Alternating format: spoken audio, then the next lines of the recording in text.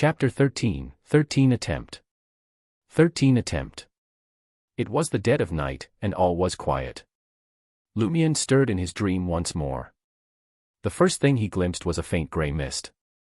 On impulse, he reached into his shirt pocket with his hand. The frigid sensation of cold, hard metal immediately registered in his mind. He retrieved the object he'd felt. A glint of gold illuminated his eyes. It was a gold coin. A Louis d'Or. It's still here. Lumion sat up and peered down at himself. He still donned the cotton attire, pants, and leather jacket from his last expedition. The nearly 2-meter-long steel pitchfork and sharp, iron-black axe rested within arm's reach. This was precisely the same condition as when he'd exited the dream. In other words, this dream is persistent. It doesn't reset with each entry.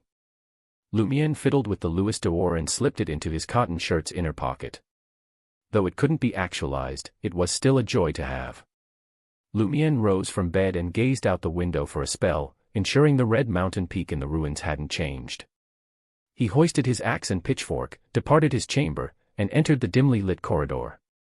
Aurora's bedroom and study doors remained ajar. Lumion studied them briefly, then suddenly conceived an idea. In the dream, my room is practically identical to reality. It contains all the expected elements. Aurora's room appears the same at first glance.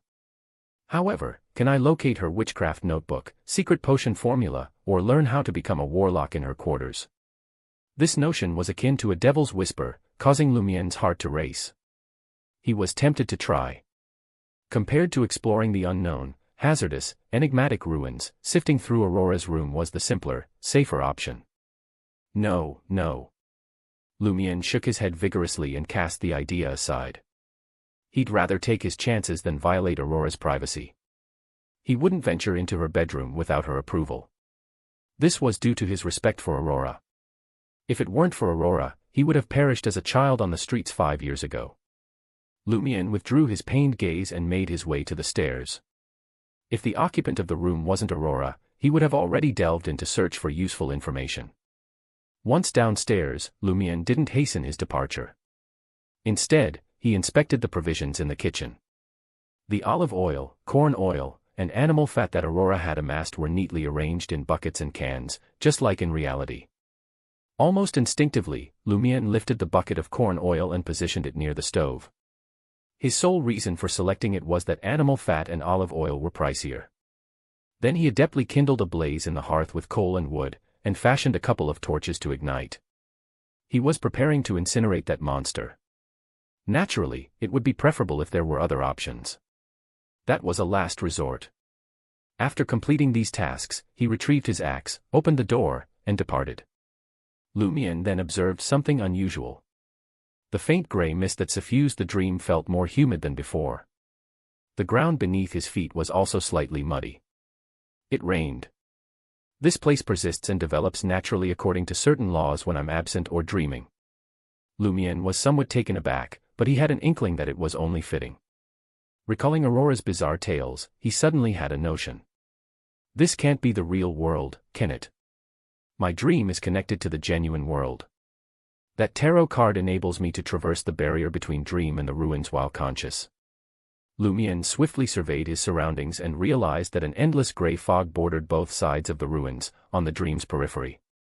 I'll check later. I won't venture into the ruins. I'll stroll out of the grey fog and see if it's a surreal and irrational dream after passing through the grey fog, or if there's tangible land, sky, village, and town. If it were the former, it signified that this place was still a dream. If it wasn't, Lumion had to confirm which world this was. He surmised that, based on the usage of the Louis d'Or, this place still appeared to be in the Intis Republic, but it might not be the present era. It could be a location that had vanished decades or centuries ago. However, Lumion sensed that there was a high likelihood that he wouldn't be able to exit the encompassing grey fog. He gathered his thoughts and proceeded toward the ruins. He didn't forget that the purpose of entering the dream was to attempt to contend with that monster. After traversing 100 to 200 meters in the muddy wilderness riddled with gravel and crevices, Lumion abruptly halted. He thought of a problem. He'd overlooked something in his preparations earlier. Previously, his 2-story abode lacked any flames. It was quite secure in this world cloaked in grey fog. But now, it had a blazing furnace that emitted light. Would it draw in a swarm of monsters and render the safe zone unsafe? Lumion instinctively turned his head and peered in the direction he'd come from. He observed that a scarlet gleam had been etched on various glass windows at the base of the half-submerged two-story structure in the faint grey mist. It was akin to a beacon in the dark world. Considering that a considerable amount of time had elapsed, it was evidently too late to attempt to extinguish the fire. Lumion hastened his pace and entered the ruins, taking refuge in the building that had crumbled due to a conflagration. He clipped the axe to the back of his belt and agilely scaled a wall, concealing himself in a shadowy nook separated by bricks and timber. Lumion gazed at his home on the other side of the wilderness. As time ticked by, he didn't witness any monsters lured by the fire. Seems like the fire won't trigger any changes. At the very least, my house won't be besieged by monsters. Lumion breathed a sigh of relief. This meant that even if he encountered any peril, as long as he could flee home promptly and slumber as soon as possible, he could successfully elude it. He began to contemplate how to entice and eliminate the previous monster. From their brief skirmish, he deduced that its strength, speed, reaction time, and agility were similar to his, but he could sense that it fought on instinct. It lacked sufficient experience, expertise, or corresponding intelligence. That's why he'd been able to counter and slay it when it ambushed him. It'll also be bewildered and taken aback. It's not dissimilar to human Sother than combat techniques. I have two other advantages over it. Firstly, I possess superior intelligence. Secondly, I know how to wield weapons and utilize tools. This is the greatest advantage humans possess over such monsters. As long as I'm cautious, defeating it again won't be arduous. The most crucial aspect is how to eradicate it completely. Just as Lumion was about to deliberately stir up some commotion to see if he could lure over some monster, he spied a figure stealthily approaching the utterly ruined house on the side. The figure was crimson and devoid of skin. Its muscles, blood vessels, and fascia were exposed. It was the monster from last time. Unlike before, this monster was wielding a manure fork. A manure fork. It knows how to wield weapons too. Lumion's countenance stiffened as his expression turned grim. Unwittingly, his confidence waned a bit. As the monster drew closer and turned, Lumion perceived exaggerated wounds on its back, neck, and the nape of its neck. However, the fissures were no longer oozing pus, and it appeared to have mostly mended. It's indeed the one I encountered previously. Its self-healing ability is many times superior to that of ordinary humans. Lumion gasped soundlessly. He compelled himself to compose and expeditiously assess the situation. In the twinkling of an eye, Lumion arrived at a determination. This was a prime opportunity, and he had to seize it when he encountered it. He couldn't let it slip by. He silently retrieved a stone brick beside him and awaited the monster's arrival at the desired location. In just a few strides, the monster entered Lumion's kill zone. Lumion abruptly hurled the stone brick at the ground behind the monster. Thud. The stone brick clattered, causing the monster to swivel around and scrutinize the assailant. Upon beholding this, Lumion seized the axe with both hands and pounced fiercely from the wall towards the monster. Bang. The axe descended heavily onto the monster's neck, cleaving it in two. With twin thuds, Lumion and the monster plummeted to the ground simultaneously. Lumion sprang up nimbly, seized his axe, and darted over, delivering weighty slashes to the monster's neck. Once, twice, thrice. The monster didn't even get a chance to resist before its head was lopped off. As the head rolled aside, the skinless body convulsed twice and ceased movement. Lumion didn't halt there. He took a diagonal step, rotated his axe, and pulverized the vicious head with its thick back, reducing it to fragments. Subsequently, he pivoted and hacked at the exposed muscles, blood vessels, and fascia, crushing the heart and other vital organs. After accomplishing all of this, Lumion took 2 paces backward and surveyed his handiwork. He panted and chuckled softly. I thought you were truly invincible. Who'd have thought you possessed so little ability? Amidst the subdued laughter, the decapitated cadaver abruptly jolted upward. Lumion's pupils contracted, and he instinctively wished to pivot and flee. He forcefully quelled this impulse and strode forward once more, brandishing his axe. After the corpse bounced twice, it reverted to immobility, as if it had writhed in vain. Lumiere scrutinized it a while longer and ultimately verified that the monster was wholly deceased. How tenacious! Lumiere sighed inwardly. Then, he leaned over and crouched down. He employed his axe to pry open the muscles and fascias and scrutinized the corpse. The monster's bodily structure wasn't dissimilar to a human's, but its muscles were evidently more animated. Even though it was already dead, some of its incisions were still wriggling slightly. There's no treasure, nor is there any supernatural power transferred into my body. Lumiere assessed his present state and felt somewhat disenchanted. The adage that one grows stronger with each monster they slay indeed only existed in Aurora's tales. He then relocated the monster's corpse and headed into the ruined building and entombed them with bricks and timber. Subsequently, he scoured the burnt-down house, hoping to discover something. Chapter 14, 14 Different Monster. 14 Different Monster. After a bout of searching, Lumiere stumbled upon a considerable number of gold coins, silver coins, and copper coins.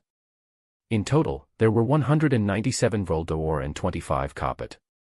Among them, Louis d'or alone constituted 5. As for the paper bills, he only discovered some suspected remnants. Aside from money, Lumiere also discovered a small blue book. The book had a grayish-blue cover and measured approximately 21 by 28.5 centimeters, a typical size found in Intis villages and towns. It was an almanac mixed with the religious teachings of the two major churches. It had a rather positive effect on guiding farmers and herders to farm, produce, and graze to enrich their spiritual lives. Naturally, even though it had been nearly 2 centuries since Emperor Roselle advocated compulsory education, there were still a large number of farmers, herdsmen, and workers who knew no more than a handful of words and were illiterate. They could only rely on the explanations of certain people around them to obtain the instructions they needed from the blue book, literally known as Livre Bleu. Lumiere flipped through a few pages nonchalantly and realized that the Livre Bleu was no different from his own. It was just that it appeared a little older overall. There's the Livre Bleu and so much vol d'or. This family is undoubtedly well-to-do in the countryside. There aren't more than 5 such families in Cordoue. Lumiere discarded the Livre Bleu and placed the gold coins, silver coins, and copper coins into different pockets. Some were stashed deep in the cotton shirt's pocket, some were tucked into his pants pocket, and some were haphazardly stuffed into the pocket of his leather jacket. Even though Lumiere knew that this wealth couldn't be brought to reality, he couldn't resist collecting it for safekeeping. These little trinkets of gold, silver, or copper were simply irresistible. During his days as a vagrant, he cherished every coin he came across, even if it was just a copet or a lick. He often fought with others for them and took risks to obtain them. After scouting the area, Lumiere hoisted his axe and crept towards the collapsed building closer to the reddish-brown mountain peak. He proceeded deeper and deeper. Every time he traversed the empty space in the center of the ring, he was apprehensive that dozens of monsters would suddenly ambush him in an area without cover. In the faint gray fog, Lumiere crouched down and sneaked behind a half-collapsed stone wall. He squatted there and utilized it to conceal his form. He cautiously poked his head out and surveyed the area ahead. It was a narrow strip between 2 rows of destroyed buildings. There were no trees, no weeds, just gravel, crevices, and dirt. Suddenly, a figure jumped into Lumiere's line of sight. It stood in the opposing building, staring at something. This figure was garbed in a black robe with a hood. From the back, there was nothing peculiar. It appeared to be an ordinary human. Lumiere's heart constricted as he became even more watchful. In such a dream ruin, the appearance of a regular person was far more terrifying than the appearance of a monster. As if sensing that someone was observing him, the figure swiveled around slowly. Lumiere snuck a quick glance before retracting his head hastily. He leaned against the wall and didn't dare to budge. With just one look, he had the impression that he had descended into hell or an abyss. The figure was indeed a human, but he had 3 faces and 6 eyes. The face in front had cloudy eyes, sparse eyebrows, and numerous wrinkles. He was evidently an old man. The left side was a chiseled face with sharp-looking blue eyes and a thick, black beard, making him appear like a burly man. The skin on the right side was smooth and delicate, like a peeled egg. The blue eyes exuded obvious innocence and ignorance. It didn't seem a day over 5 years of age. What kind of monster is this? Lumiere attempted to regulate his breathing to prevent his heart from racing. Such a monster had never surfaced, even in Aurora's horror tales. Only in the deepest and most absurd nightmares could it be encountered. Although it was not good to judge a person by their appearance, Lumion instinctively sensed that the three-faced monster was far more powerful than the skinless monster from earlier. Furthermore, there was a high probability that it had exceptional abilities. Eternal Blazing Sunday. Great Father, please protect me from being discovered by it. Upon witnessing this scene, Lumion couldn't help but pray to the Eternal Blazing Sunday. If he weren't still clutching an axe in one hand and was in a perilous environment, he would have extended his arms, a gesture symbolizing the adoration of the sun. At that moment, time appeared to stand still. Lumion believed he might be hallucinating. It was as if someone's stare pierced through the wall and landed on his back. His back stiffened instantly and felt somewhat warm. In just a second or two, the illusion vanished, and heavy footsteps receded into the distance. Lumion waited a while until the footsteps dissipated completely. Then, he gradually straightened his knees, turned around, and poked his head out to survey the area ahead. The monster was farther away, having arrived behind the collapsed building whose two sides still stood. Half of its body was visible in the faint gray mist. It still had his back to Lumion, as though it had transformed into a statue. Lumion breathed a sigh of relief. He didn't have the confidence to confront such a monster. It's definitely impossible to venture deeper into the ruins from here. Should I circumvent it? Won't there be comparable monsters elsewhere? The closer I approach that mountain peak, the more potent the monsters that emerge. Lumion retracted his body and deliberated for a while before deciding to conclude the night. He intended to inquire with the woman who gave him the tarot card after daybreak to see if there was a means of dealing with the three-faced monster. If there was no alternative, he would consider taking a detour. He arched his back, detached from the wall, and headed in the direction he came from. At that moment, he had a notion. If I slumber in these ruins, will I be able to escape the dream? Considering the possibility of numerous monsters in the vicinity, he suppressed the urge to experiment, for now. On the way back, he hastily searched every destroyed building he passed, but he couldn't unearth any useful written information. There were only a few coins. After retreating for a while, Lumion conceived a notion and decided to take a detour. He approached the burnt-out house that he encountered first from the side, where he had buried the skinless monster. He wanted to see if the monster's demise would be detected by its kin and if it would result in any changes. After locating the spot and concealing himself, Lumion poked his head out from the side and scrutinized the target area. In the following moment, he caught sight of another figure. The figure was half human and half beast. Its legs were bent forward as it squatted there and inspected the skinless monster's cadaver. It had already removed the stone bricks and wooden blocks that Lumion had stacked. It wore a dark jacket and relatively snug muddy pants. Its black hair that hung to its neck was unkempt and greasy, and it carried a shotgun on its back. A shotgun.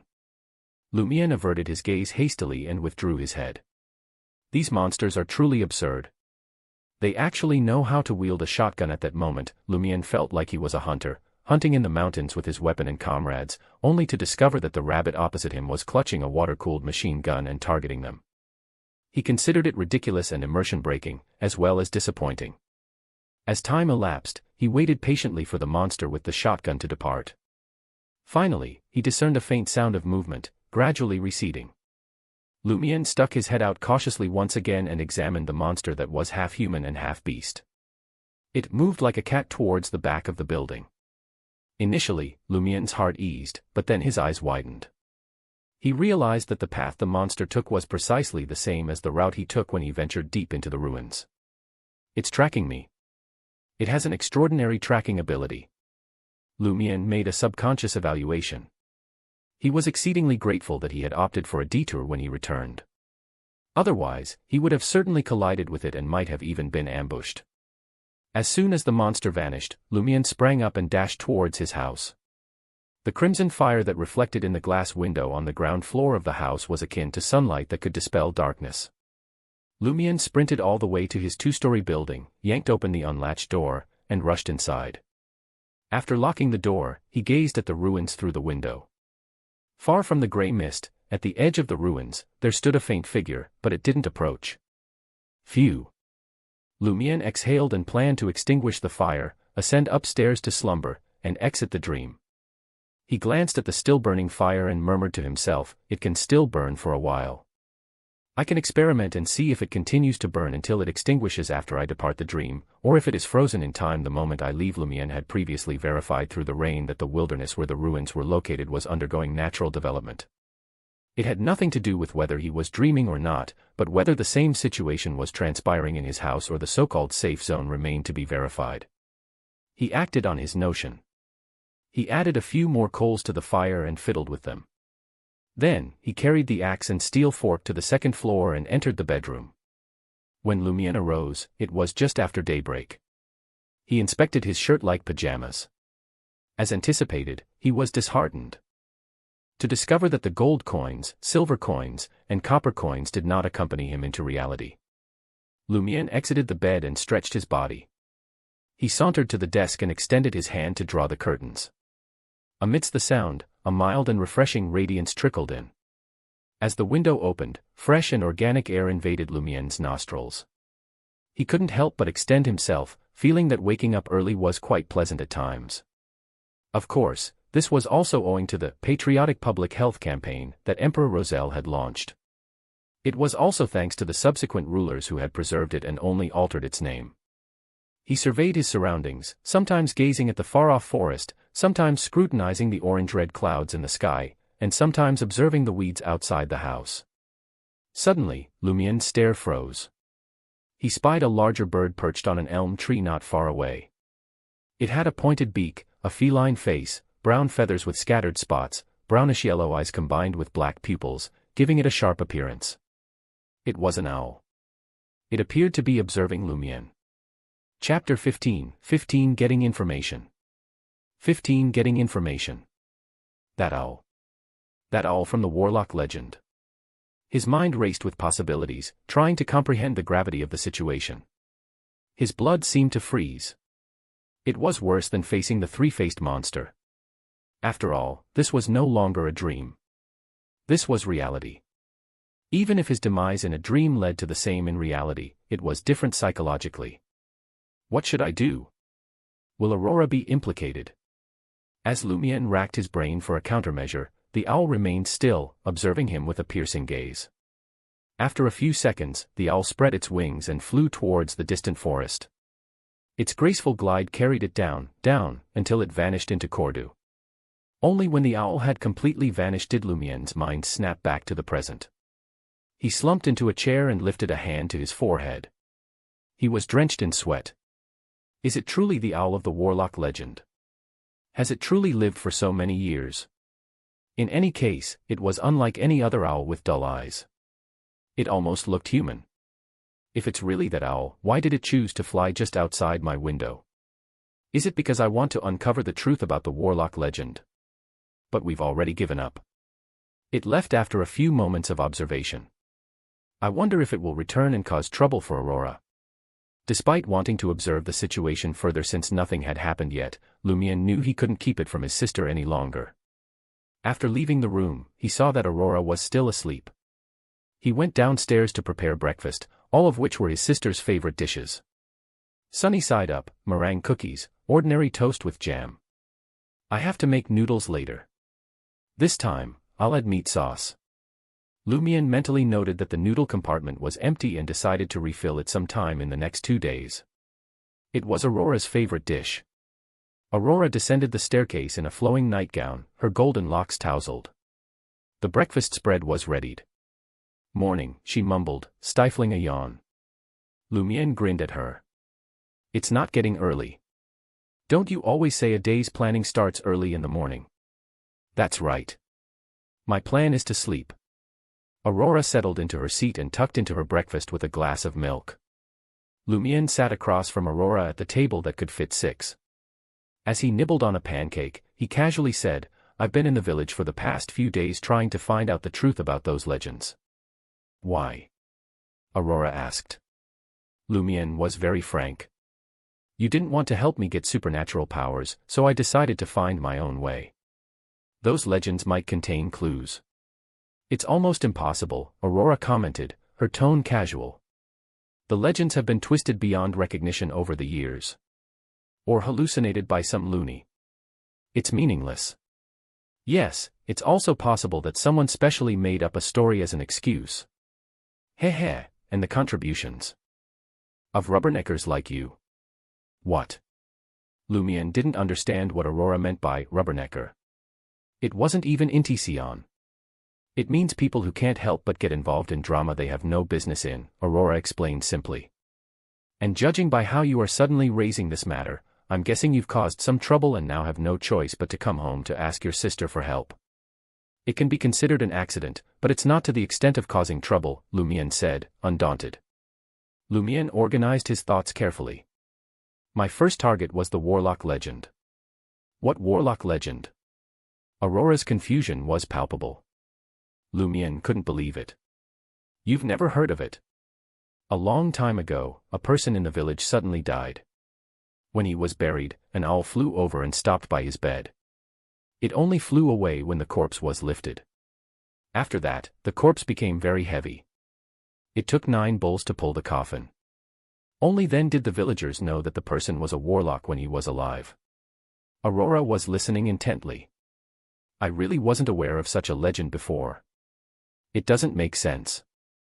Lumion was incredulous. Aurora may have been a homebody, but she still made time to socialize with the other old ladies in town. She loved telling stories to the children and was always up to date on the latest court gossip. It was hard to believe she hadn't heard about the Warlock legend that had been circulating for years. But what was even more intriguing was the fact that her house was built on the very spot where the Warlock's home once stood. Lumion had a hunch from the start that Aurora's decision to settle in Corda was driven by the allure of the Warlock's treasure, the key to unlocking extraordinary power. And then? Aurora asked calmly. Lumion answered truthfully, we did some digging around, and we got confirmation from the village elders. This wasn't some tall tale. The Warlock really did exist, but that was decades ago. The church burned the house down, and now the land belongs to you. Is that so? Aurora was obviously a little surprised. I knew it. There's always a catch. Why else would they sell me this land at a price lower than the norm? I thought it was because of my gift of gab, when it came to old ladies. She thought for a moment and asked, so, the church burned the Warlock's body? Lumion nodded. Yes. His ashes are buried in the cemetery beside the cathedral. He continued, we've given up on this matter because all the clues led to a dead end. But this morning, I saw an owl outside my window. It looked just like the one in the legend. Aurora's expression became serious. Are you certain? I can't say for sure, but it didn't look like any ordinary owl, Lumion responded objectively. Aurora pondered for a moment before saying slowly, don't leave the village for now. And after dark, don't step outside until I've finished investigating the situation. She gave a sour smile. I've warned you before about the dangers of seeking supernatural power. But look, trouble has already found you. Fortunately, it seems that the other party doesn't have any malicious intentions. The problem should be resolved relatively easily. I'm glad you're on guard. Lumion lowered his head and said straightforwardly, Grande sir, I was wrong. He changed the subject. Did your pen pals write back? How can it be that fast? It's not like we're sending a post. Aurora scoffed. Lumion was puzzled. Isn't post already referring to letters and packages sent through the post office? He was not too concerned. After all, Aurora often used strange words. At the entrance of OL Tavern, Lumion stood there and surveyed the area. He knew that the woman who had given him the tarot card wouldn't be awake yet, so he was looking for the 3 foreigners, Ryan, Leah, and Valentine. As expected, the trio was enjoying a lavish breakfast at a table inside the tavern. Lumion observed them for a few seconds, taking in the spread of trout rolls, wine, and mayonnaise bread, before leaving without disturbing them. Some time later, as Ryan and the others prepared to continue strolling around Cordu and chatting with the locals, Lumion approached them with open arms and a bright smile. Good morning, my cabbages. Valentine's face twitched, and between Ryan and Leah, one looked slightly embarrassed while the other looked amused. Ah, they're dressed exactly the same. Did they not bring many changes of clothes despite being out? Lumion noticed that Leah was still clad in a snug pleated cashmere dress, a small white coat, and a pair of Massillon boots, each adorned with a small silver bell. Her veil, which doubled as a hat, also had bells attached to it. Ryan was still sporting a drab duffel coat and pale yellow strides, topped with a rough dark bowler hat. And Valentine still had powdered hair and makeup on his face. "Good morning, Lumiere. What brings you here?" Ryan asked calmly. Lumiere looked aggrieved as he responded, "Well, you guys are my friends, and I have nothing to do. I thought I'd come visit." He then questioned them, "I noticed that you've been chatting with people in the village for the past few days. Is there anything you want to ask? You can come to me if you have any questions, my cabbages. I'm your friend." "We can't trust your answer," Valentine interjected. Ryan shot him a look, signaling him to calm down. Lumiere smiled. "So you can completely trust the others?" Leah was at a loss for words, while Ryan thought for a moment before responding. "Actually, we can't completely trust anyone. We have to make a comprehensive judgment based on the answers we get from different people and the situation we observe." "That's more like it." Lumiere spread his hands. "Well, then it wouldn't hurt to hear my answer. At least it's a reference." Ryan was silent for a moment before glancing around. The early morning in Corda was bustling with people heading to the farmlands, but there was hardly anyone near Ol Tavern. "Here's the deal," he said finally. "We're here to find someone." "The Padre?" Lumiere asked with a smile. Ryan shook his head. "No. We visited the Padre to find this person." "Who is it?" Lumiere asked with interest. "I know everyone in the village. I should be able to help." Ryan did not show any joy. "Actually, we don't know who this person is, how old they are, or what they look like. We received an unsigned letter some time ago, and we're trying to find the person who wrote it." Lumiere couldn't help but wonder if the letter was from an informer. He feigned puzzlement. "Did the person who wrote the letter not reach out to you after you arrived in the village?" "No," Leah replied for Ryan. "Perhaps they don't feel safe and don't trust you," Lumiere suggested eagerly. "Can't you glean any clues from the contents of the letter?" Lumiere was curious about the letter's contents. If it was targeting the Padre's crew, he'd be happy to help them. But if it involved Aurora, he'd urge his sister to move. After all, Aurora communicated with her pen pals frequently, and if any of them were caught, she could be implicated. The letter could be a crucial clue. Chapter 16, 16 Letter. 16 Letter. Ryan shook his head. The letter was just 2 simple sentences. "It seemed like a man in deep trouble was seeking our help." Did he not mention what kind of trouble he was in? Lumiere breathed a sigh of relief. There was no way a letter from Aurora or her pen pals could be that short. "Nothing," Ryan replied with a soft sigh. Lumiere couldn't help but mock them in his heart. "It's just a letter asking for help, and you're here. Aren't you afraid this is just a prank? Even the people from the Inquisition aren't as enthusiastic as you. Isn't this too nice, too kind, and too missionful?" Normally, he would have voiced these thoughts aloud, but he needed to get information from them, so he held his tongue and forced himself to be patient. Despite his reservations, Lumiere knew that Ryan wouldn't reveal the entire situation to him. They must have other considerations or reasons for coming to Cordu and searching for the person who wrote the vague letter.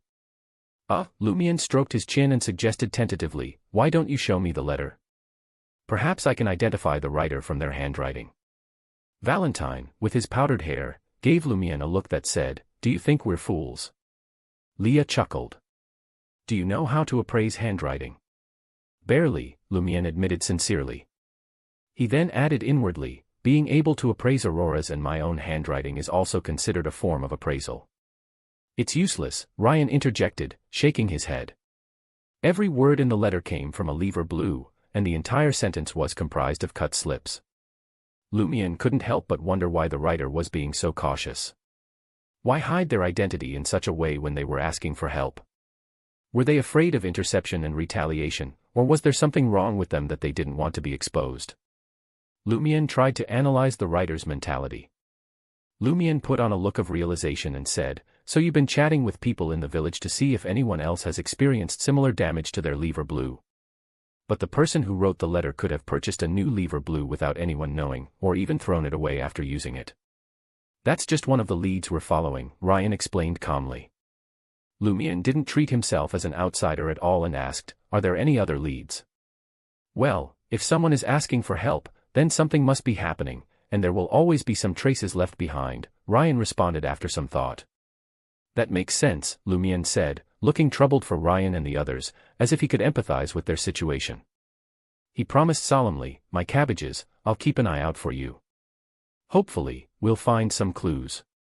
Thank you, Ryan replied politely. Leah had regained her composure and asked Lumian, since we're friends, I have a question for you. Go ahead. Lumian smiled. Why did the villagers in the tavern laugh when you called us cabbage? Leah was rather intrigued. Although it was embarrassing, cabbage was a common local slang term, and it shouldn't have been a cause for laughter. Lumian explained sincerely, in slang, cabbage means darling or beloved. It's mainly used between intimate friends or between an elder and a junior. My bunny and my chicks are similar. He emphasized the word intimate as he spoke. Then, with an innocent expression, he added, I just wanted us to be intimate friends. Lumian's innocent expression suggested that he had no idea what intimate meant. More like you want to be our senior. Leah finally understood why the villagers were laughing. While Lumian's explanation may not have been entirely truthful, it was logically convincing. Ryan nodded in agreement. Is there anything else? Nope, Lumian replied, not wanting to appear too eager and arouse suspicion about him and Aurora. His sister couldn't undergo an investigation. After watching Leah and the others leave with the sound of the tinkling bells, Lumian sat at the entrance of OL Tavern and waited for the lady with the mysterious background to wake up. After a while, Lumian's friend, Raymond Gregg, approached him. Lumian, have you decided which legend to investigate next? Raymond asked. In the past 2 days, Raymond had been even more proactive than Lumian in this matter. After all, he didn't have any strange dreams or other ways of obtaining treasure. Not yet. The owl had already come knocking on his door. He couldn't risk investigating the legend without confirming the situation first. I'll think about it after the Lent festival, Lumian explained, trying to sound casual. Okay, that makes sense, Raymond agreed. I don't have to be a green watcher for the time being then. I'll head out after Lent. Even if there are grazers in the meantime, it won't cause much damage. Do you mean you don't have to leave the village for the next few days? Lumian asked Raymond. Raymond nodded in confirmation, and Lumian smiled. What a coincidence. I can't leave the village for the next few days either. Raymond was confused. Why not? He asked. Lumian lowered his voice and spoke with a serious expression. This morning, I met the owl from the warlock legend.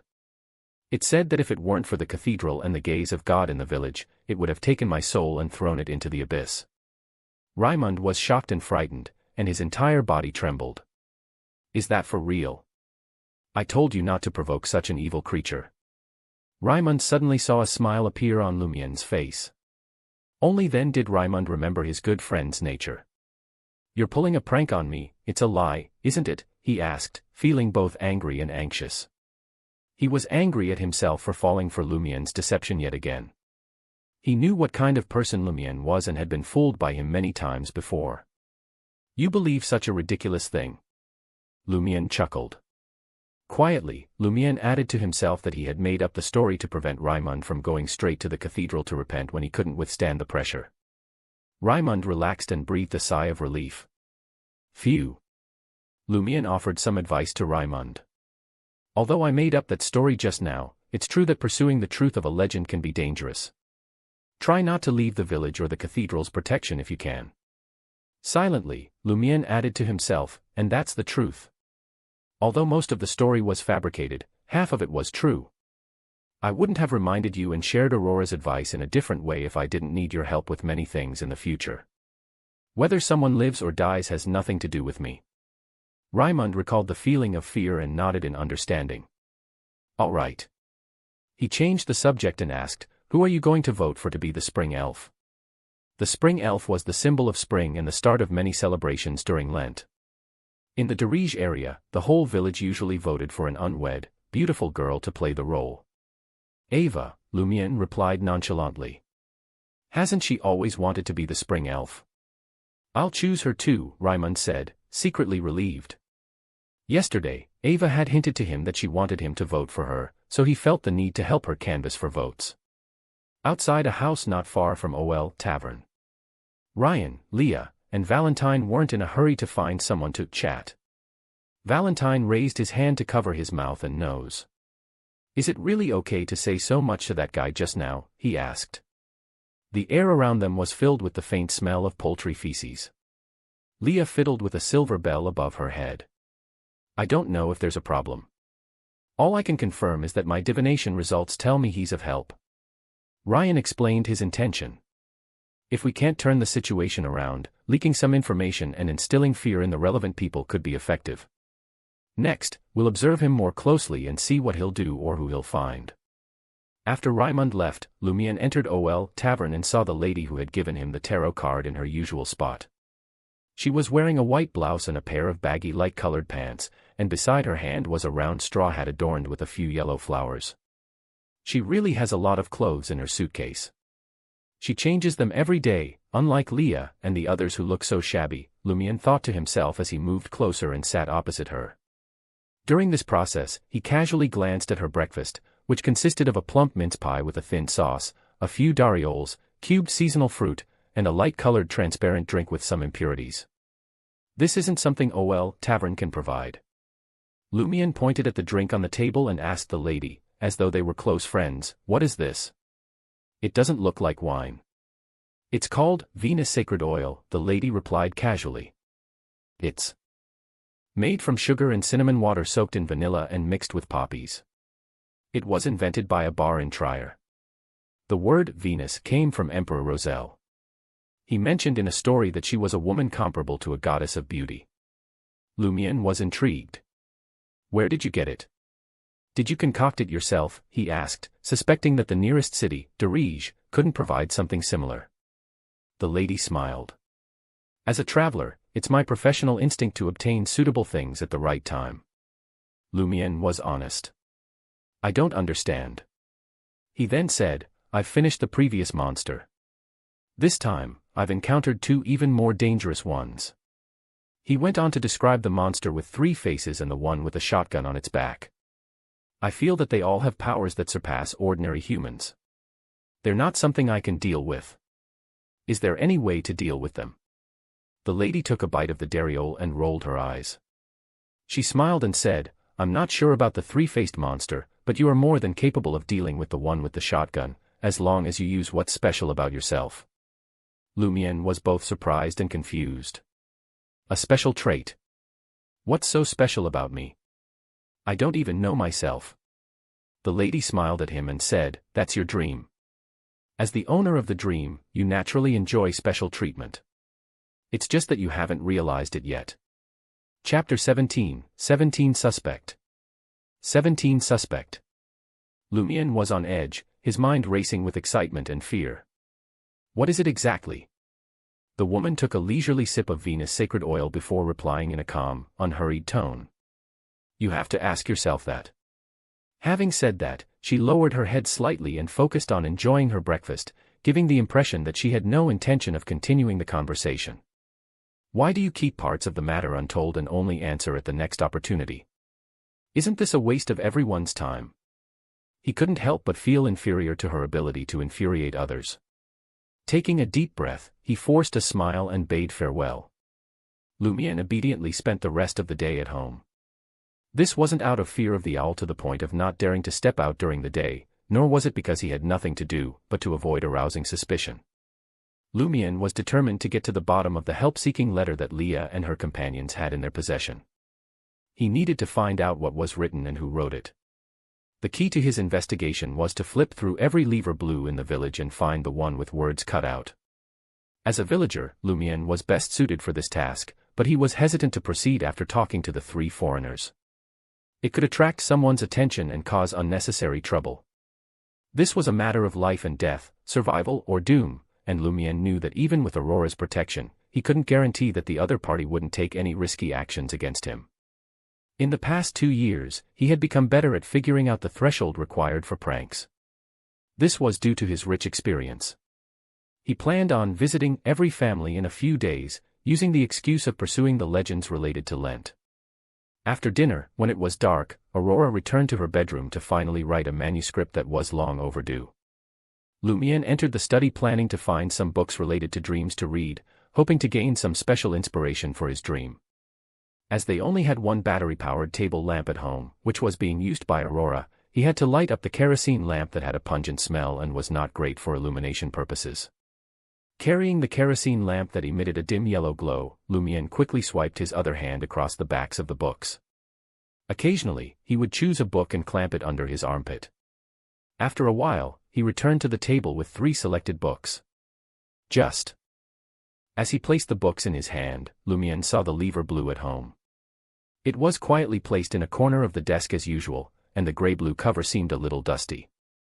Upon seeing this lever blue, Lumiere instantly thought of the book he had obtained in the dream ruins and the book that had been cut and meshed into a plea for help. He reached out and picked up the lever blue in front of him, planning to flip through the content to see which words were suitable for cutting and piecing into useful sentences. After flipping through a few pages, Lumiere's gaze froze.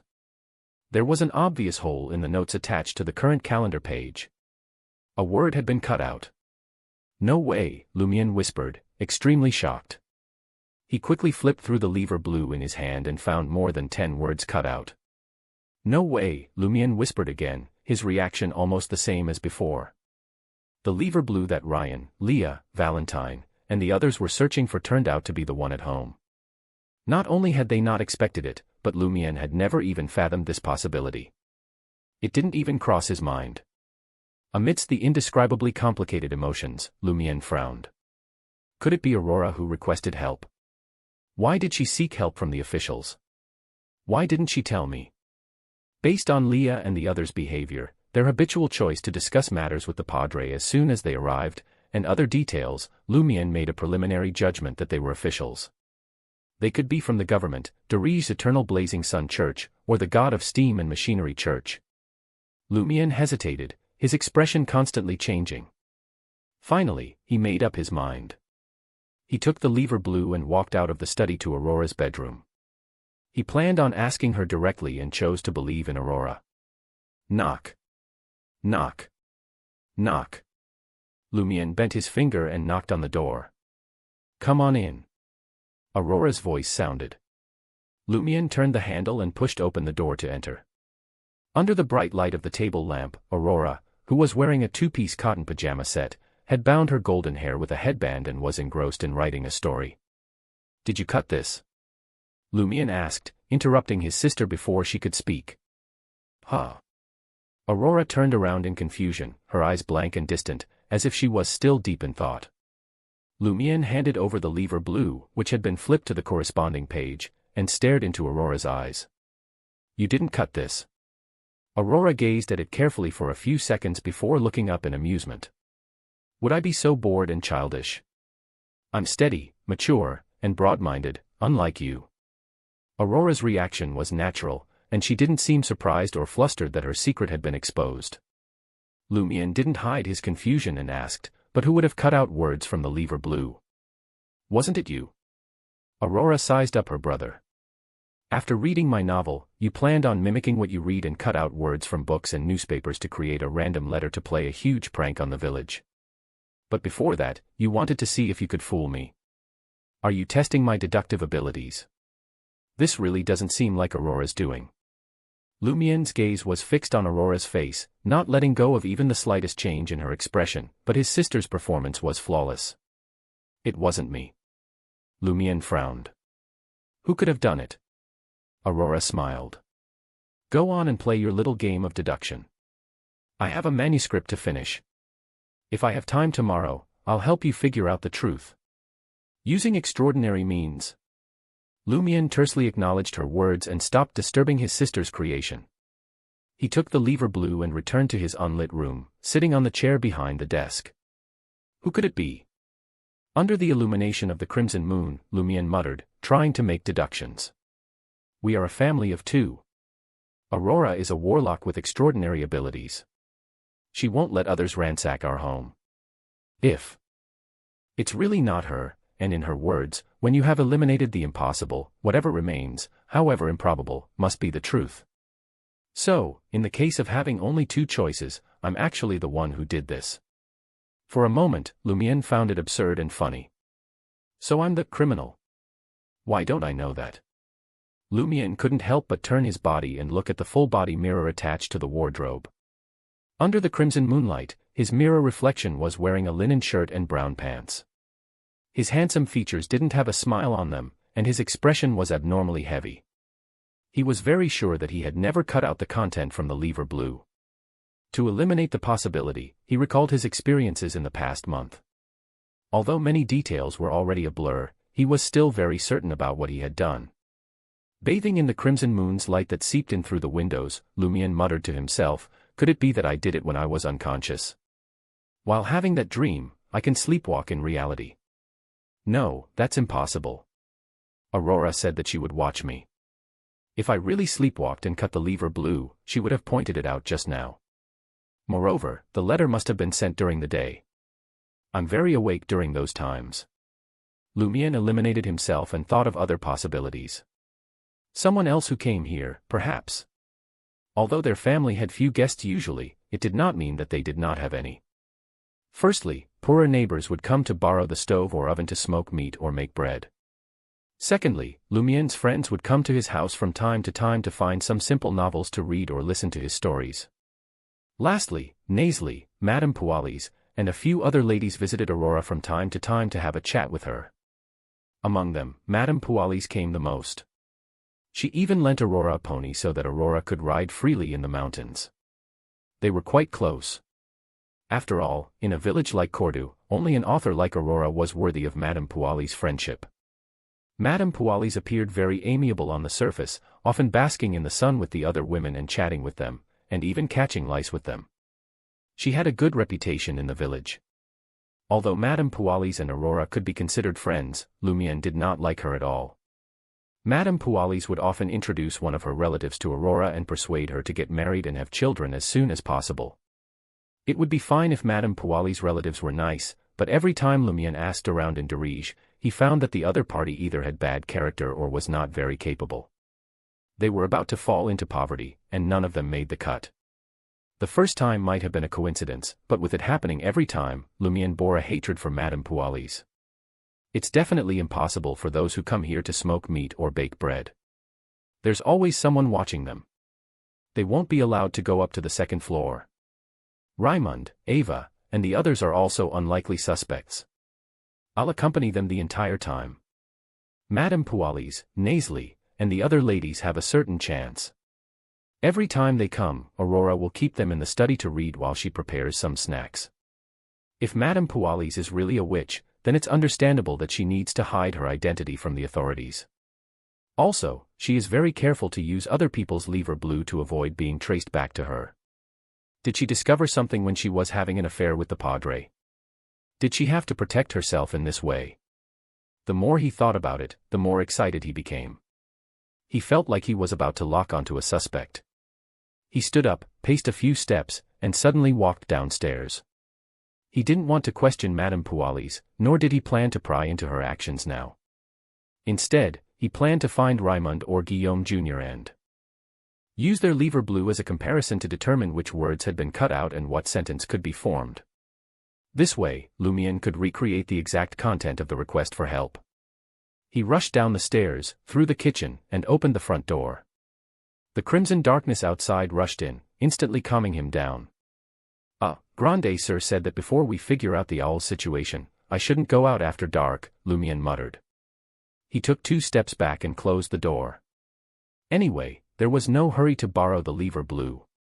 It would be more natural to do it tomorrow. After doing a stretch, Lumiere walked towards the staircase. Ding ding ding ding ding. The doorbell rang, the sound echoing through the house. Who is it? Lumiere turned around in confusion, calling out as he walked towards the door. A slightly magnetic and gentle female voice sounded from outside. It's me, Pualis de Roquefort. Chapter 18, Straightforward. 18 Straightforward. Madame Pualis. Lumiere was shocked to see Madame Pualis standing outside his door.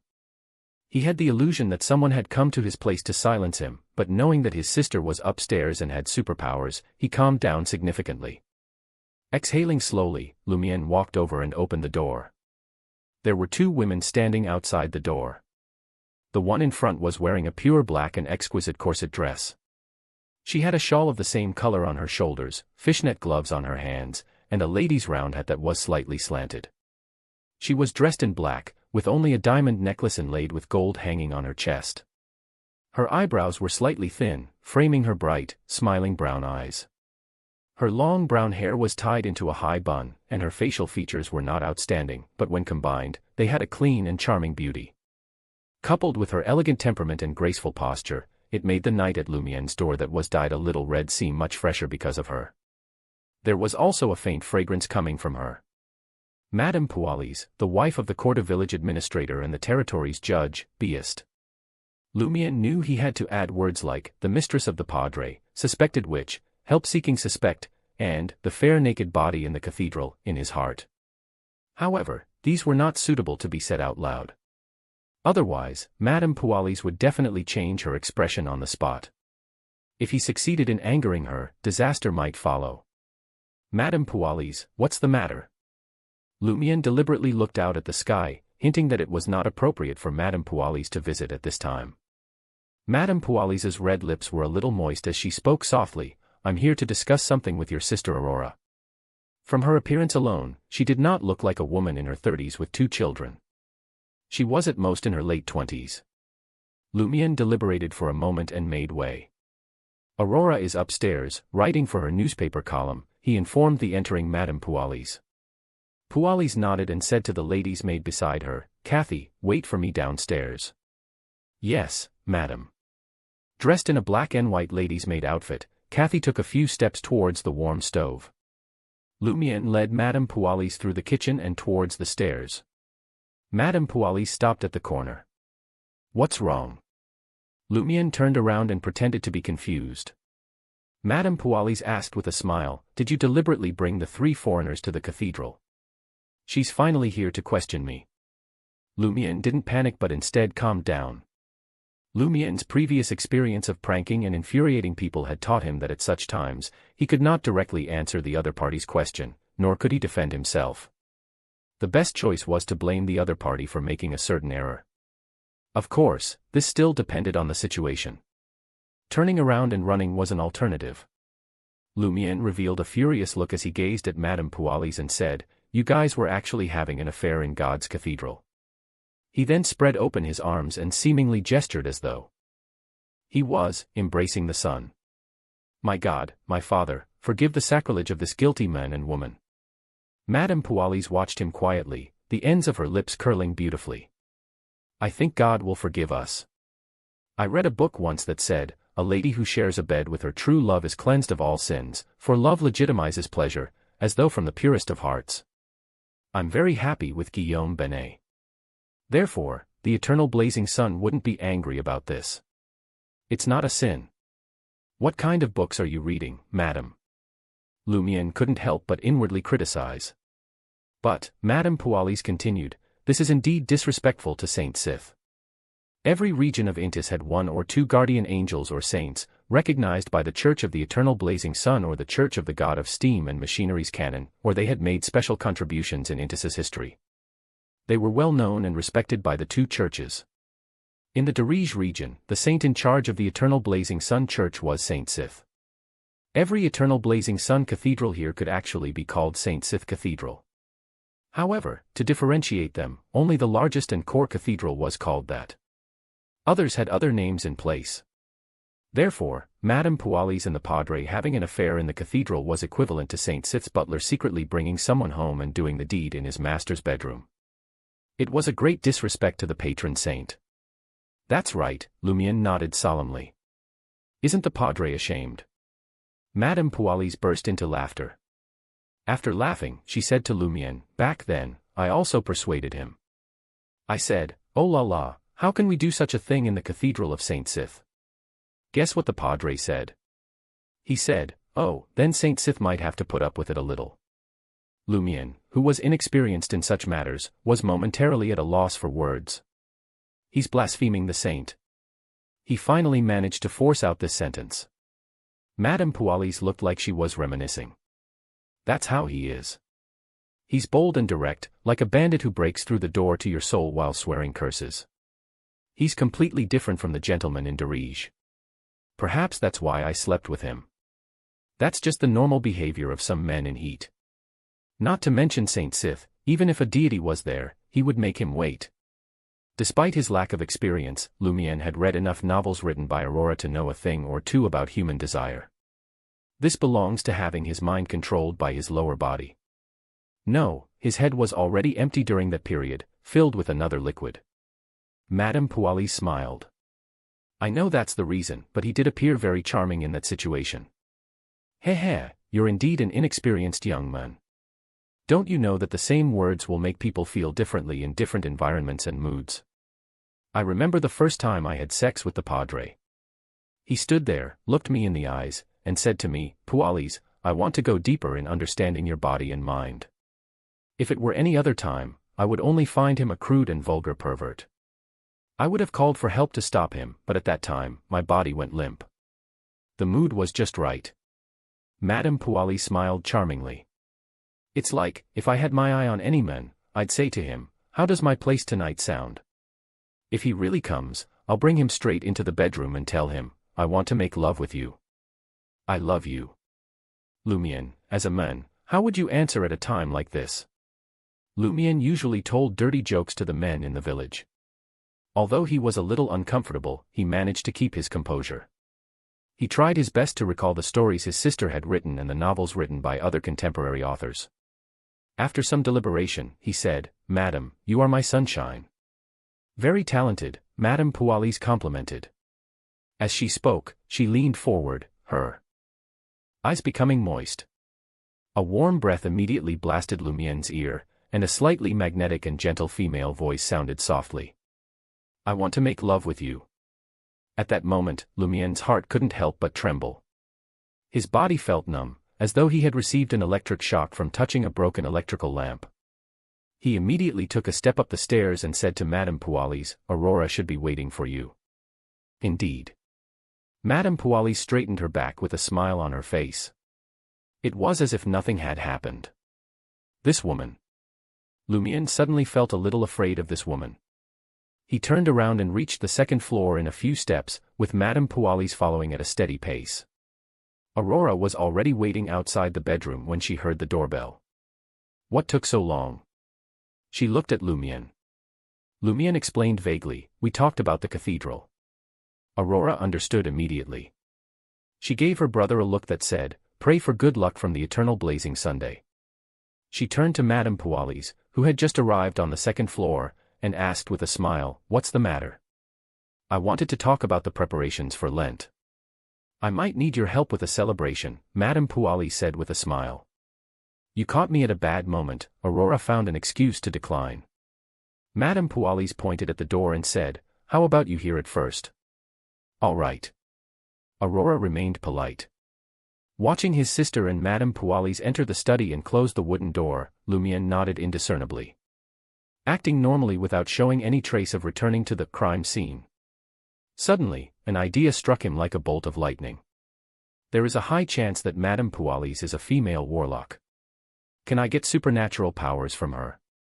It would be much more convenient and safer than facing that all head-on while searching for the truth of the warlock or exploring the dangerous dream ruins. After all, I have to unlock the secret as soon as possible to eliminate any hidden dangers. It's less risky once I obtain superpowers. But Lumière soon became vigilant and shook his head. He then self-reflected, how can I think that way? I don't even know if Madame Pualis is a friend or foe. How can I seek supernatural power through her? Yes, her actions didn't paint her to be a good person just now. She even made me feel a sense of danger. What's wrong with me recently? Am I too hasty and rash in pursuing superpowers? It's as if I'll die if I don't obtain them quickly. It had been nearly 2 years since Lumière discovered that his sister was a warlock. Though he had tried to obtain supernatural powers before, he had never worked as hard as he had in the past few days. No matter if the opportunity was good or bad, or if there was danger, as long as there seemed to be hope, He could not wait to come into contact with it. It was as if he was not picky with food after starving for ages. Phew. Thank goodness I sensed the problem in time.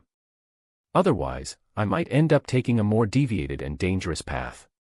Lumien let out a long sigh, relieved that he had regained his normal state of mind.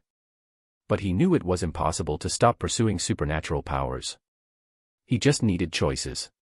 After all, the dangerous dream had already revealed itself, and the undercurrents in the village were getting more and more turbulent. Chapter 19, 19 Meditation. 19 Meditation. Madame Pualis and Aurora didn't talk for long. 10 minutes later, they walked out of the study. Lumien walked Madame Pualis out of the door with his sister. He looked at his sister and asked, "What did she want you to do?" Aurora pouted and replied, "She wanted me to be the lead singer at the praise celebration, but I refused." Corda Village's Lent festival had 3 segments: Spring Elf Blessing Tour, Waterside Ritual, Praise Celebration held in the cathedral. The last segment mainly consisted of playing musical instruments and choral singing.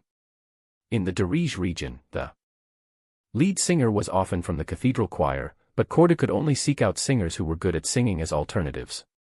As for musical instruments, the villagers didn't worry about it. In villages with shepherds, music or musical instruments were indispensable in their daily lives. Shepherds lived in the wild all year round, either in shacks or pits. Other than their companions and sheep, the most common thing they interacted with was the flute they carried with them. Apart from grazing, playing cards, and chatting, playing the flute and using music to comfort oneself was something almost every shepherd would do. It was precisely because of this that the phrase used to describe a shepherd in a difficult and impoverished situation was, "He doesn't even have a flute." With so many shepherds around, it was inevitable that the other villagers of Corda would be affected. When they gathered and chatted in the square, there would always be someone playing an instrument, causing the melodious melody to reverberate. Lumien was pleased to see his sister being steadfast. "Okay," he said with satisfaction. Joining in the celebrations was enough. If one wanted to take center stage, it would be a waste of time and could attract unnecessary attention. In order to protect his eyesight, Lumien read for a while, then decided to wash up and turn in early. He considered how to safely test what was special about him in the dream. The lady's suggestions had proven accurate several times in a row, making Lumien unconsciously believe her completely. In the dead of night, Lumien entered the dream again and woke up there. He checked his pockets and confirmed that the 217 vol d'or and 25 kopet were still there. Letting out a sigh of relief, Lumien picked up his axe and steel fork and headed downstairs to the stove. The fire had already been extinguished. "The clock continues spinning when I'm not dreaming." Lumien frowned slightly. How could there be anything special about him in such a real dream? "The clock continues spinning" was a common saying in the Darige region, meaning that time waited for no man and never stood still. In the bedroom he deemed safest, Lumien put down his tools and undressed. He walked to the full-body mirror attached to the wardrobe and checked his body inch by inch to see if there was anything different from reality. Nothing out of the ordinary. Mentally special. Lumien wasn't in a hurry to put his clothes on. Instead, he walked back to the bed and sat down cross-legged, like his sister often did when meditating. Aurora had previously taught him some superficial meditation techniques that did not involve mystical elements to foster lucid dreams. Now, Lumien wanted to try and see if he could sense anything special about his mind and body in the completely quiet scene. The first step was to regulate his breathing. Lumien deepened his breathing and slowed down the corresponding frequency. As he took slow, long, and rhythmic breaths, Lumien slowly emptied his mind. At the same time, he outlined a red sun in his mind and focused all his attention and thoughts on it to eliminate other messy thoughts. Aurora had instructed him to choose objects that represented light during meditation, in case he was targeted by vile, evil things. As a believer in the eternal blazing sun, Lumien's first reaction was to visualize the sun. Gradually, his mind calmed down, and in his perception, the entire world seemed to have only that red blazing sun left. Suddenly, Lumien heard something. It seemed to come from an infinite distance yet was ringing in his ears. The sound was unclear but had inklings of rumbling thunder. Amidst the indescribable buzzing, Lumien's heart began to race. It was as if someone had inserted a chisel into his head and stirred it a few times. An intense pain erupted, and the blazing sun turned as red as blood and quickly dyed black. The scene in his meditation shattered. Lumien's eyes snapped open, and he gasped for air. He felt like he was about to die. After almost 20 seconds, he finally recovered from the near-death experience. He instinctively lowered his head and examined his body, noticing something strange on the left side of his chest. A symbol that looked like thorns, black as night, seemed to grow from his heart and extend out of his body, connecting one after another like chains. Above these thorns were patterns resembling eyes and worm-like distorted lines, all bluish-black. At this moment, the tattoo-like symbols were slowly fading. Lumien was first shocked, then had many thoughts. He quickly got off the bed and went straight to the full-body mirror, aiming his back at it. Then, he tried his best to turn his head left to check the situation on his back. He could barely see the chain made of black thorns drilling into his body from his back. In other words, this chain of thorns sealed his heart and corresponding body in the form of a ring. Lumien analyzed what was special about him that was unlike reality until the symbols completely faded and disappeared. The black and bluish-black symbols are different, and the bluish-black one looks familiar. Yes, it's very similar to the old man I helped when I was wandering. It was also from that time that I began to have dreams with large amounts of fog. Lumien found the symbols to be special but meaningless, which left him feeling disappointed. The process of making them appear was extremely painful, pushing him to the brink of death. In a state that nearly knocked him out, what was the difference between facing the monster with a shotgun and delivering food to it? And if he waited until he had the strength to fight again, that special trait would have almost disappeared. It was cold in the dream, like early spring in the mountains. Lumien found it uncomfortable being naked, so he quickly put on his clothes. Just doing such a simple thing made him extremely tired, and his head hurt again. Obviously, he couldn't recover from the impact the meditation had caused him in a short period of time. Under such circumstances, Lumien decided to give up exploring for the night and not make any attempts. He would sleep well and focus on recuperating. The sky was still dark when Lumien woke up. Looking at the darkness in the house and the redness near the curtains, he carefully recalled what had happened in the dream. I've meditated many times in reality, but I didn't hear that strange sound or feel any pain. It's something special that only exists in that dream. Lumien sat up in puzzlement, planning to confirm. He followed the procedure and tried meditating again. The red sun quickly appeared in his mind, and the chaos in his mind gradually settled down. This was a familiar meditation experience for Lumien. There were no strange sounds, no intense pain, and no near-death experience. After a while, he ended his meditation, unbuttoned his shirt, and looked down at his heart. There was no symbol there. Indeed, that's the special trait of the dream. It can't affect reality. Lumien didn't know if he should be happy or disappointed. He raised his head and looked at the curtain that blocked the windows. His thoughts scattered as he thought about whether the special trait in the dream could be exploited, and how. At that moment, he saw a small shadow outside the window. Lumien's pupils dilated, turning high-strung as his instinctive reaction was to call out to his sister. But then he remembered that he was at home and Aurora had said she would watch over him, so she should have sensed it. Slowly and carefully, he approached the window, waiting for his sister to call an end to his actions. But Aurora did not appear. Lumien came to the window, grabbed the curtain, and cautiously pulled open a crack. Outside the window was the quiet and dark night. The crimson moon hung far away in the sky. On an elm tree not far away, an owl, larger than most of its kind, with eyes that were neither dull nor stiff, stood quietly, facing Lumien's window. It looked at Lumien with an indescribable look of superciliousness. That owl. It's here again. Lumien's heart was in his throat. Just like the last time, the owl looked at Lumien for about 10 seconds before spreading its wings and flying deep into the night. Lumien was speechless. After a while, he drew the curtains and cursed, "Is there something wrong with your head? You would come and take a look every single time, not saying a word before leaving. Are you mute, or is there something wrong with your IQ? Have you not learned human language after so many years?" In fact, Lumien had his own guesses about the owl's actions.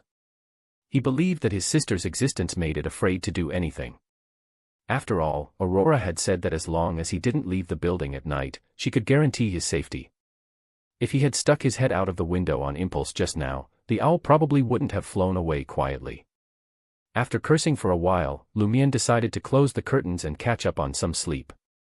He casually glanced outside and suddenly froze.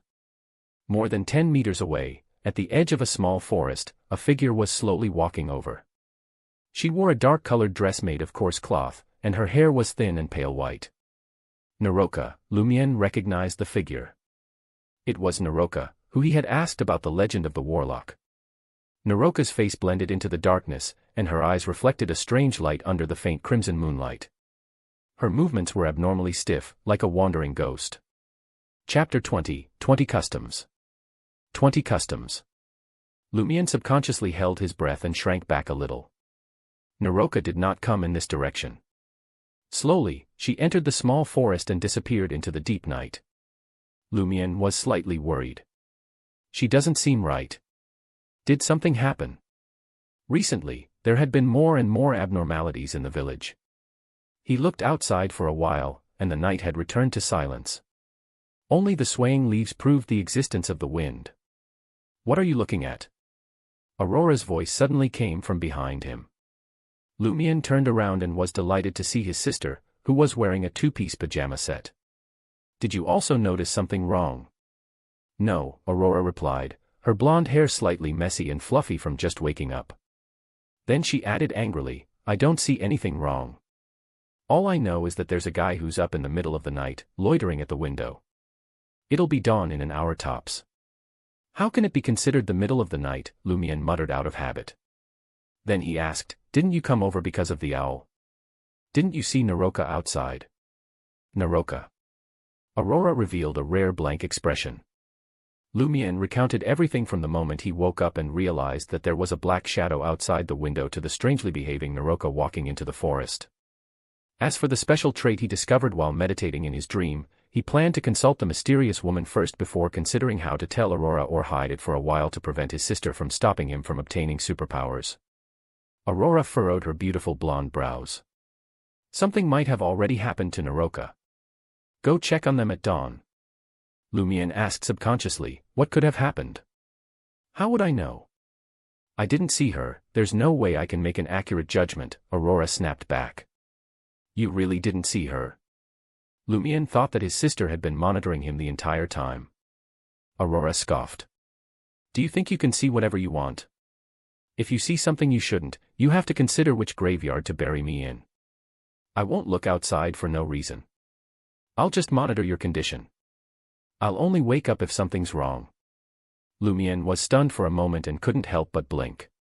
Grande Sir is taking such a huge risk to watch over me. Aurora added earnestly, that's why I'm telling you, don't look at what you shouldn't see and don't listen to what you shouldn't hear. Pursuing extraordinary power is a very dangerous thing. Got it. Lumion nodded solemnly. At the same time, he thought to himself, it's precisely because it's dangerous that I can't let you go at it alone. After breakfast, Lumion followed his sister's instructions and headed straight to Naroka's house. As he approached, he saw many villagers standing outside the door, including his friends, Ava's father Guillaume Lizier, Raimond's father Pierre Greg, and the Padre's younger brother Pons Benet. What happened? Lumion carefully circled around Pons Benet and the few thugs surrounding him and went to Raimond's side.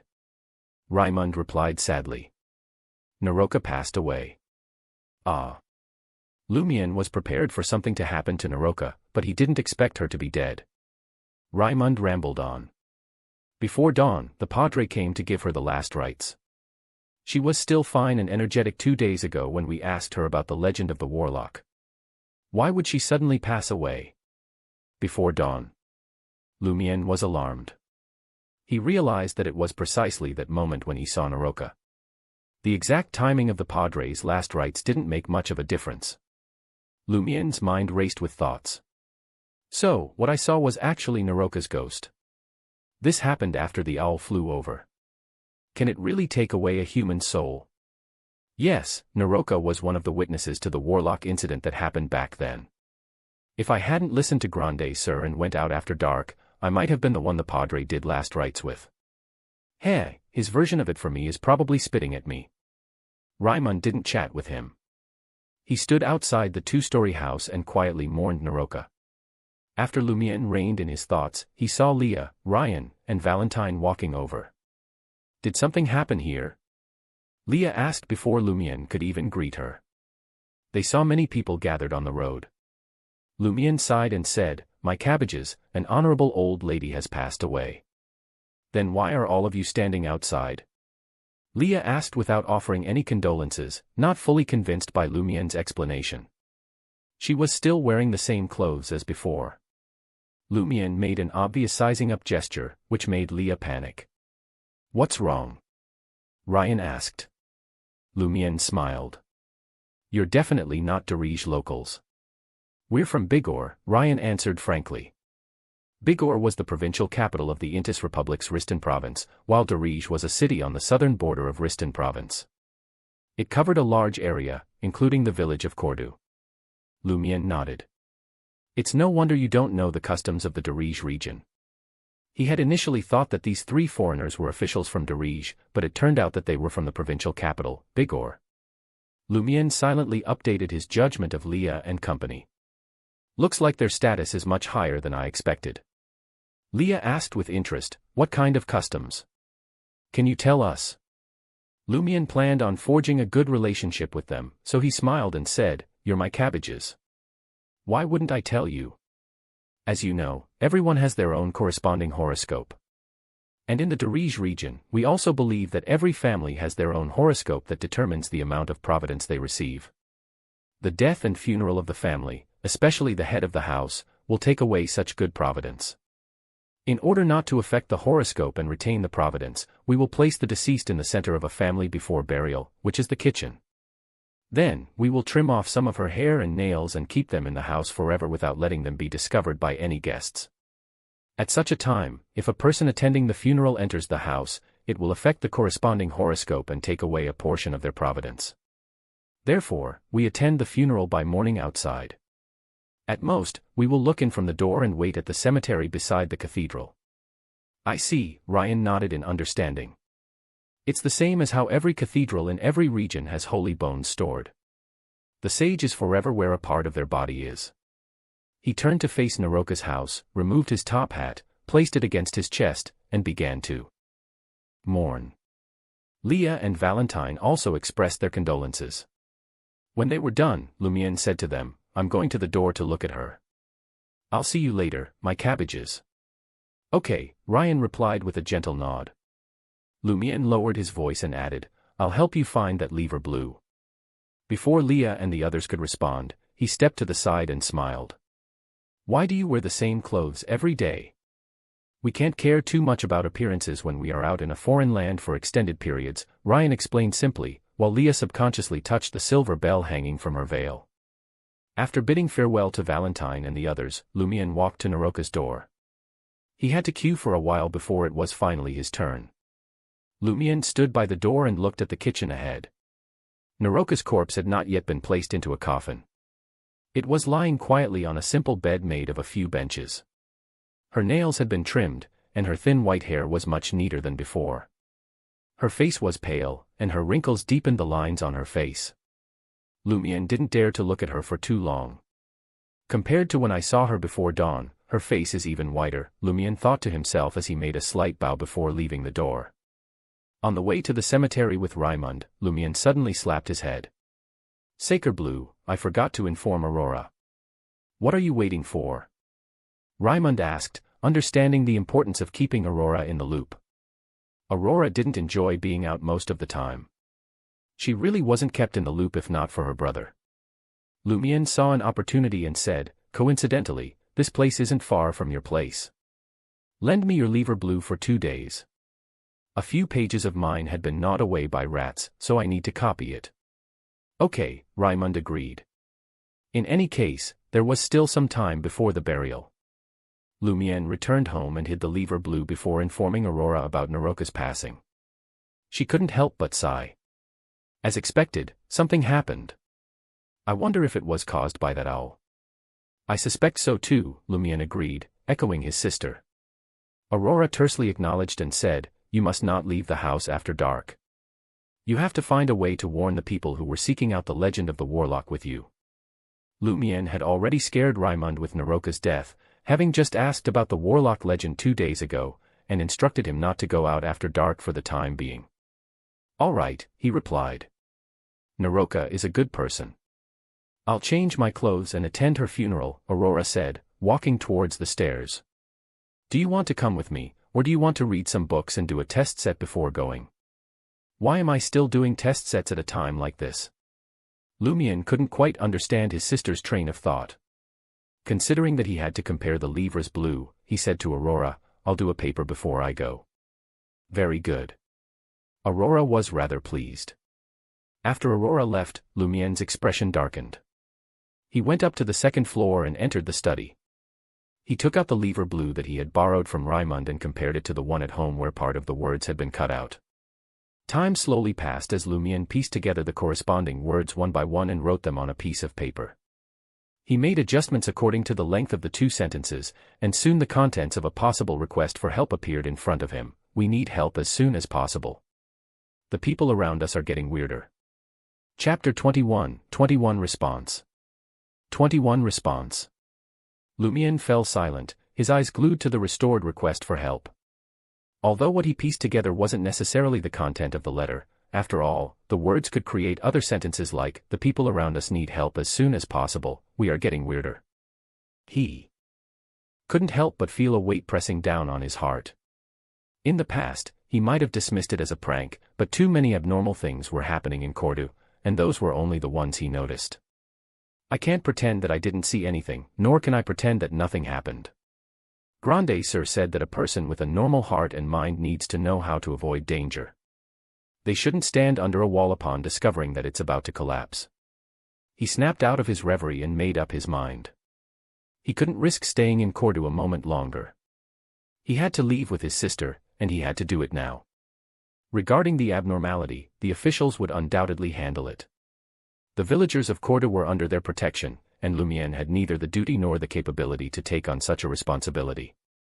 "In addition, I have to speed up the exploration of the dream ruins and strive to obtain superpowers in a short period of time to deal with any accidents that might happen when I leave this place." The urgency of the situation filled him with a sense of imperative that he couldn't ignore. He needed to become much stronger if he wanted to protect his sister and ensure her safety. The last thing he wanted was for her to be implicated in any abnormalities that might erupt before they left Cordu.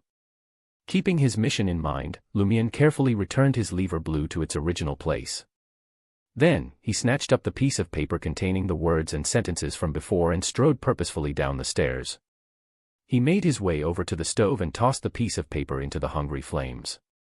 Once outside, Lumion wasted no time in making his way straight to Ol Tavern.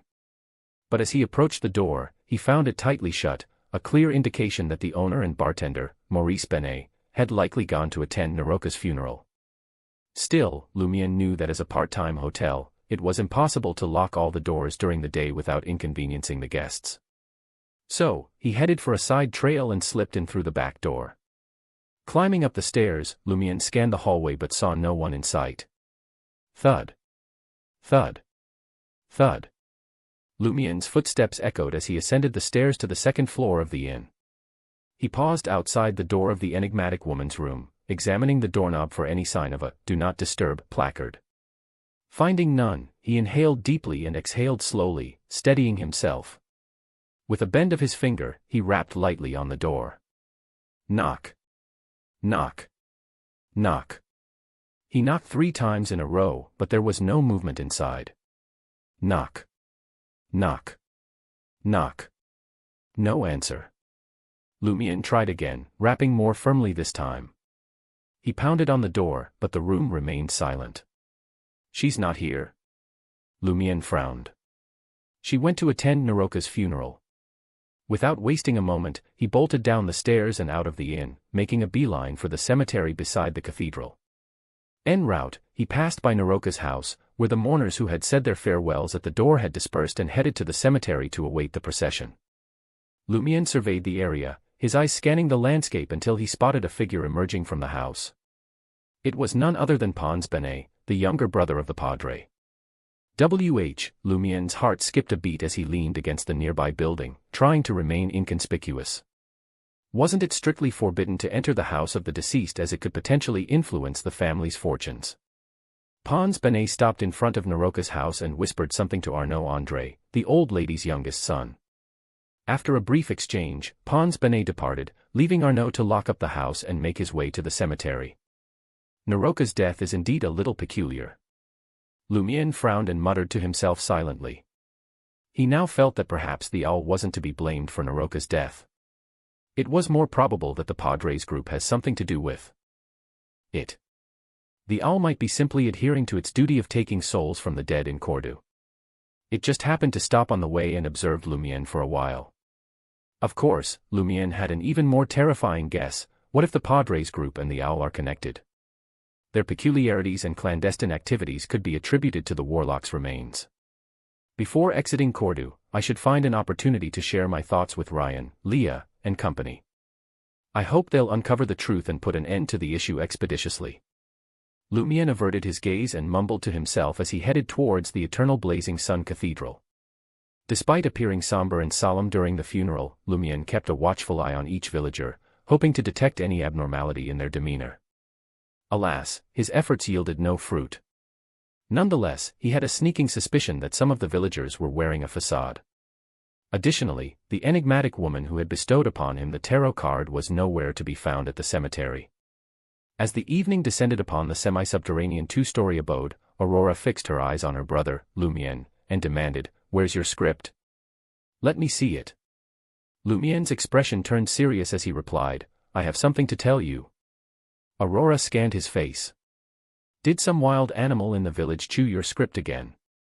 "No," Lumien whispered, his voice low. "I found out something from those foreigners." Aurora's smile faded as she nodded, gesturing for him to continue. Lumien revealed how Ryan and his gang were snooping around, investigating a letter, and the peculiarity of the livre bleu at home. He spoke of his suspicions regarding Madame Poualy's and the letter's contents, which he had unearthed using Raymond's livre bleu. Finally, he suggested, "We have to leave the village as soon as possible and head to Dirige."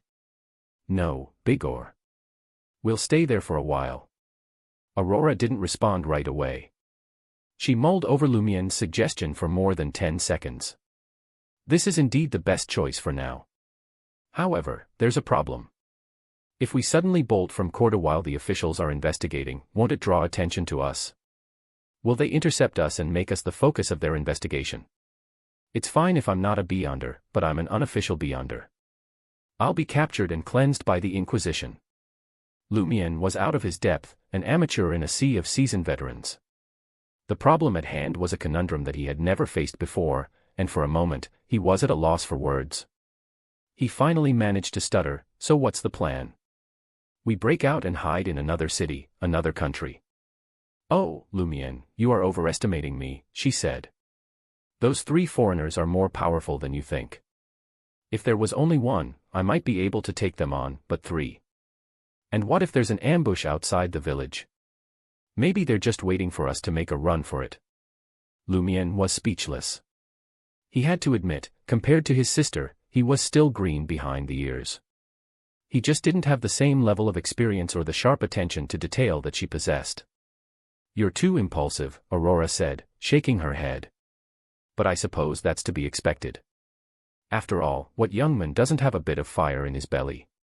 She paused for a moment. "Tomorrow morning, you're going to do me a favor. Head over to the administrator's office and help me send a telegram to Novel Weekly. Ask them when their next author salon will be held." Aurora was a beloved columnist for Novel Weekly.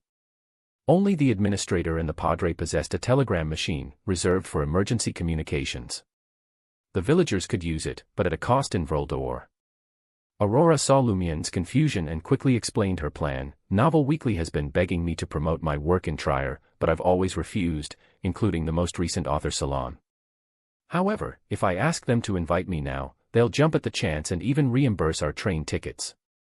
Our departure will seem ordinary, and even if we're being watched, we won't be suspects. I can temporarily trick them when the time comes. As long as we don't let the abnormality corrupt us, our chances of slipping out of Cordoue are high." Lumien breathed a sigh of relief. "All right," he said. In just a few seconds, Lumien posed an intriguing question to Aurora. "Aurora, grande sœur, is Beyonder a term for people with superpowers?" Yes, Aurora replied, choosing not to elaborate any further. However, Aurora then flashed a sly smile and said, "So, you're really going to abandon your friends and flee from Cordu?" "I must have missed the part where that's my problem," Lumien snorted in response. Keeping his sister safe was his top priority at the moment. Aurora clicked her tongue and laughed. "Oh, Lumien, you're such a delight. Say that again, would you? How many times have you said that before? And yet, every time, you either quietly offer your help or give them a pretend warning," Aurora continued. Those were trivial matters, Lumien defended himself. However, the abnormality they faced now was a real threat to his sister's safety. Okay, Aurora sighed, not wanting to argue with the kid. "Let's get dinner ready. It's your turn to cook today."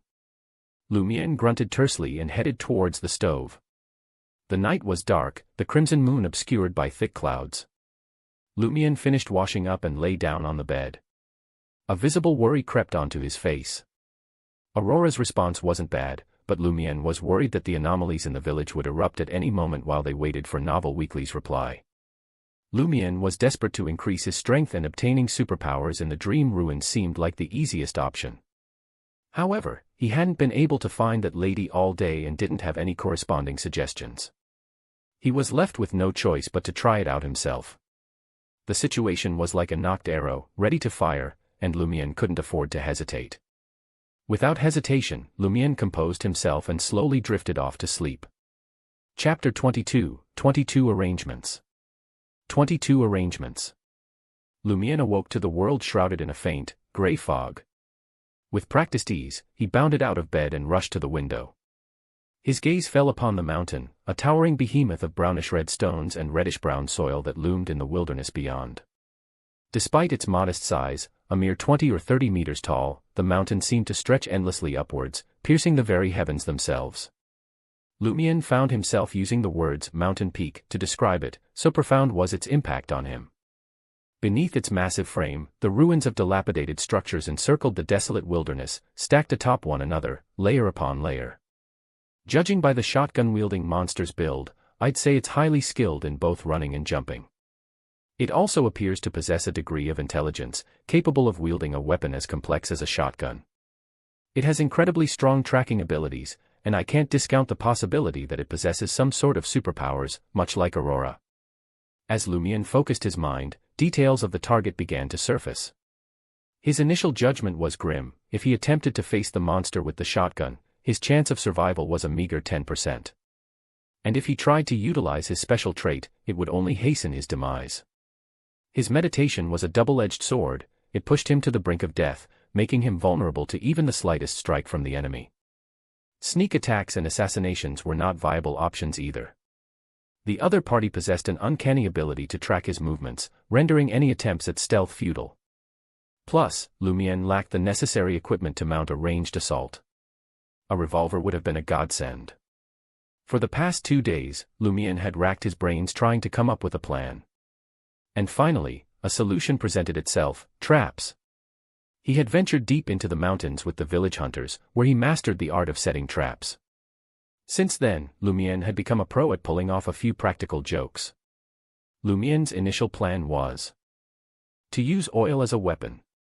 His idea was to fill a large bucket with oil, tie a rope to it, and hide it somewhere high.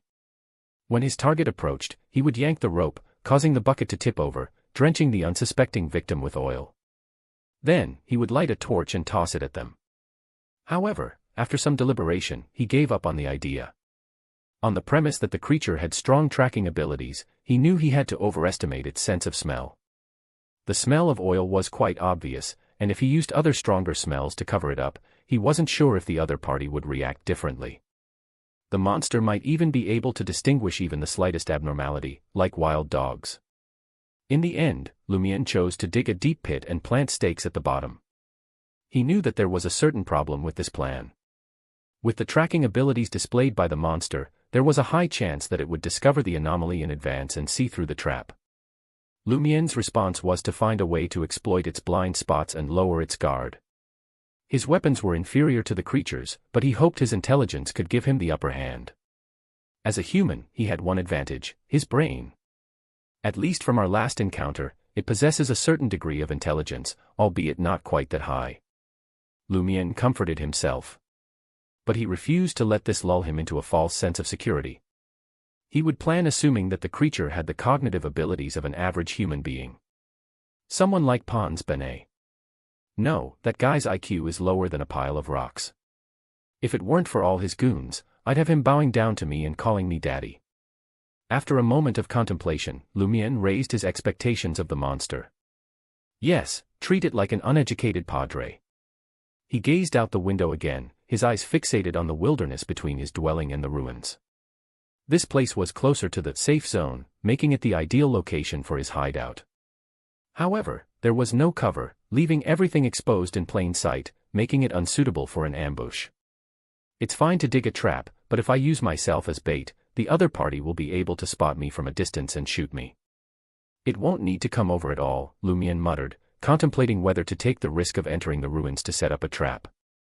His plan took shape rapidly, with one thing left to confirm: it would take a lot of time to dig a deep pit and plant stakes below. Lumian couldn't expect the other party to wait until he was done.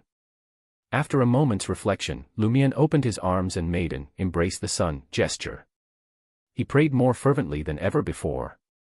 My God, my Father, please bless me and aid me in dealing with that monster. Praise the sun. There was no 100% certainty for most things in the world.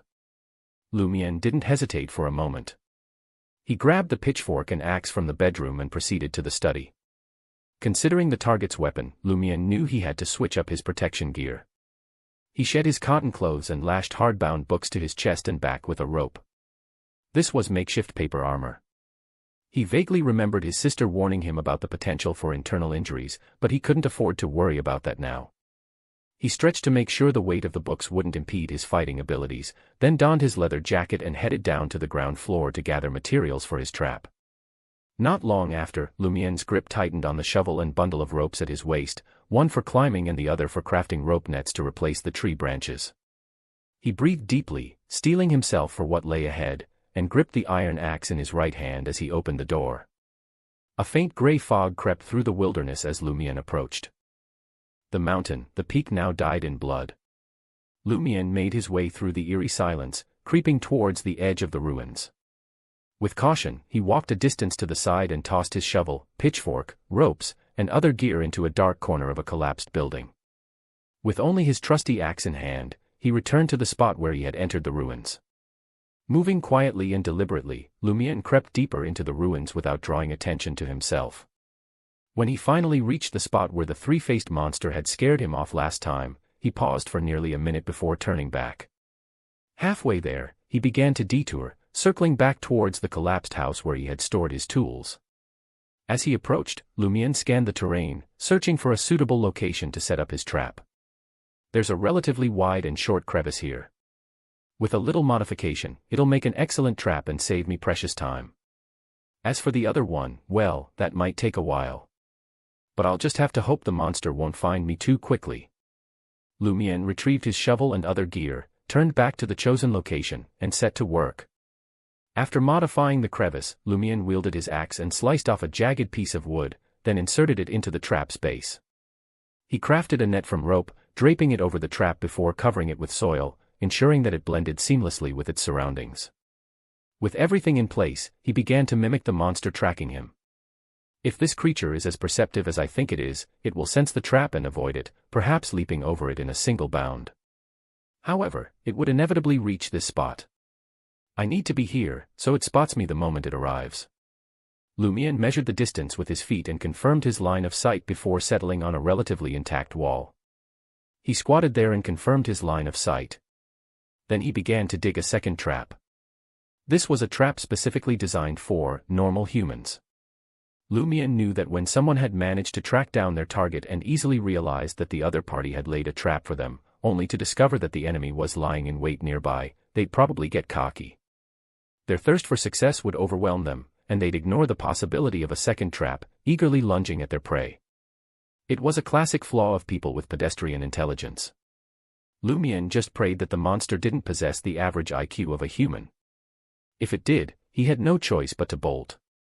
Odds were he'd be ensnared and left to die in the wild, with a slim chance of making it back to his house and hiding in the safe zone. Cordu's abnormality had forced him to make a dangerous choice. With every passing moment, Lumien grew increasingly wary. Even though he had set up the second trap, the monster with the shotgun had yet to make an appearance. The same held true for the other monsters. At last, Lumien began to relax. After stowing away his shovel and other supplies, he stood tall, spreading his arms wide. "Praise the sun," he exclaimed with renewed vigor. Lumien shrank back against the wall and fell to his knee, his eyes fixated on the first trap. There was no clear line of sight to the path he took, obstructed by a collapsed building looming in his way. He waited there, patiently, his heart thumping in his chest. Lumien could feel the adrenaline pumping through his veins, and the sensation was unprecedented. As a vagrant, Lumien had encountered his fair share of enemies who were bigger and brawnier than him. But they weren't looking to off him, they just wanted his grub, dough, and a decent spot to catch some Z's. Even if someone happened to die in the scuffle, it was chalked up to an unfortunate accident.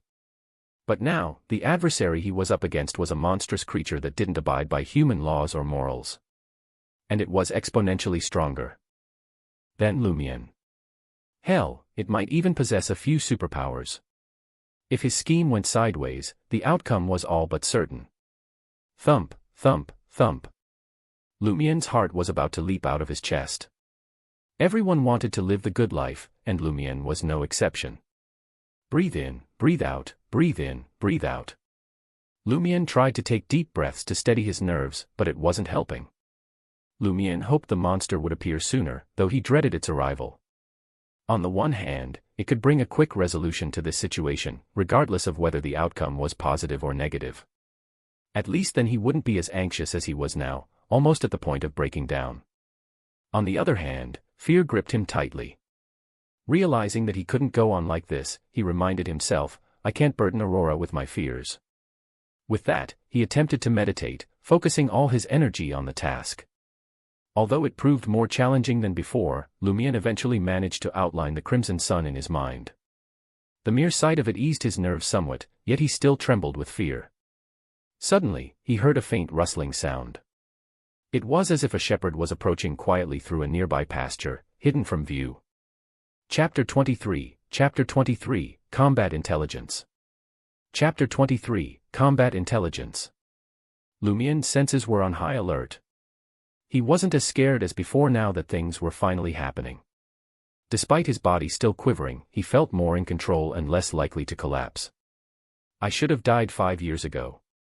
It's all thanks to Aurora that I'm still alive. These past 5 years were a free lunch. What's there to be afraid of?" Lumien muttered to himself, gritting his teeth and mustering up courage. In the blink of an eye, the already dim light illuminating the first trap's surface grew even fainter. A shadowy figure emerged, blocking the light that pierced through the dense fog in the sky. The figure loomed in the distance, a hulking beast with blood-red eyes and greasy black hair. Half human and half beast, it was armed with a shotgun on its back, ready for anything. Its front knees bent as it surveyed the ground before it. A moment later, the beast, wearing a dark jacket and muddy pants, removed its shotgun and jumped, controlling the vertical extent of its jump to leap over the trap and land on the solid, cracked ground. It turned its greasy black-haired head and saw a slight movement. Then, the monster spotted Lumien, who had a panicked expression and was trying to hide behind a wall. With a low growl, the beast jumped up high again and pounced on its target. It landed a slight distance away from where Lumien had been, to prevent him from turning around and dealing a fatal blow before it could stabilize itself. Lumien fumbled his way around the wall, disappearing from view. As soon as the monster landed, the soil beneath its feet gave way, and it plummeted along with the dirt and rope net into a deep pit that had suddenly appeared. Thud. The sound of something heavy crashing to the ground echoed through the abandoned building, accompanied by a screech resembling that of a rat. Lumien, who had concealed himself behind the wall, couldn't suppress the thrill surging through him upon witnessing the sight. The first step had been accomplished. With most of his fear evaporating, he seized the pitchfork by his side and dashed towards the trap. The skinless monster's formidable tenacity had left an indelible impression on Lumien. Moreover, his quarry had a shotgun, so he refrained from exposing himself above the deep hole. Instead, he aimed the pitchfork from a distance and thrust it into the pit. In a sudden turn of events, the pitchfork plunged and halted abruptly. Immediately, an intense force reverberated through the pitchfork, yanking Lumien into the trap with brute force. Caught off guard, Lumien tumbled forward. He didn't bother inspecting the pit's bottom. Discarding the pitchfork, he spun around and lunged towards the still-standing wall. Bang! The impact hit Lumien like a freight train, knocking him off his feet. Blood, with a distinct metallic taste, surged up in his throat. With a thud, he hit the ground, tumbling a few times before he regained his footing. In the same instant, he caught sight of the monstrous creature, part human, part beast, emerging from the deep pit.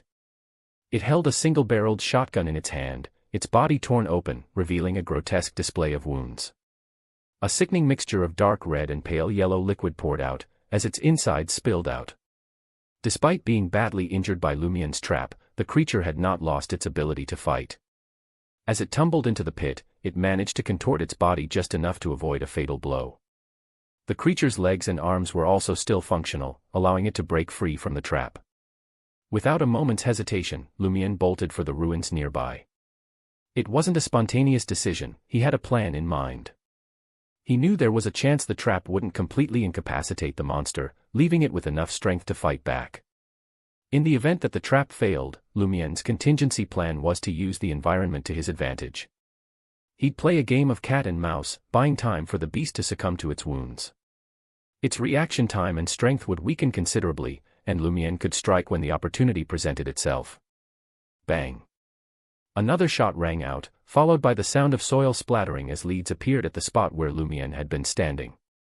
He quickly took cover behind a half-collapsed wall and crawled on all fours to the other side of the ruins. Suddenly, he heard the sound of wind blowing in the air. The monster had jumped over. Lumien swiftly pivoted and crawled back behind the half-collapsed wall through a gap.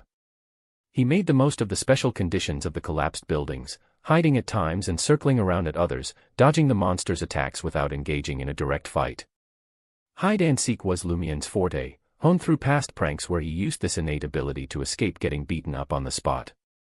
As the cat-and-mouse game continued, Lumien gradually found himself panting, while the monster's running speed, jumping height, strength, and reaction speed had clearly weakened. Just a little longer, just a little longer. I still can't defeat it now. Lumien retreated back to his previous location, leaning against the half-collapsed wall and trying to control his urge to immediately counterattack. Bang!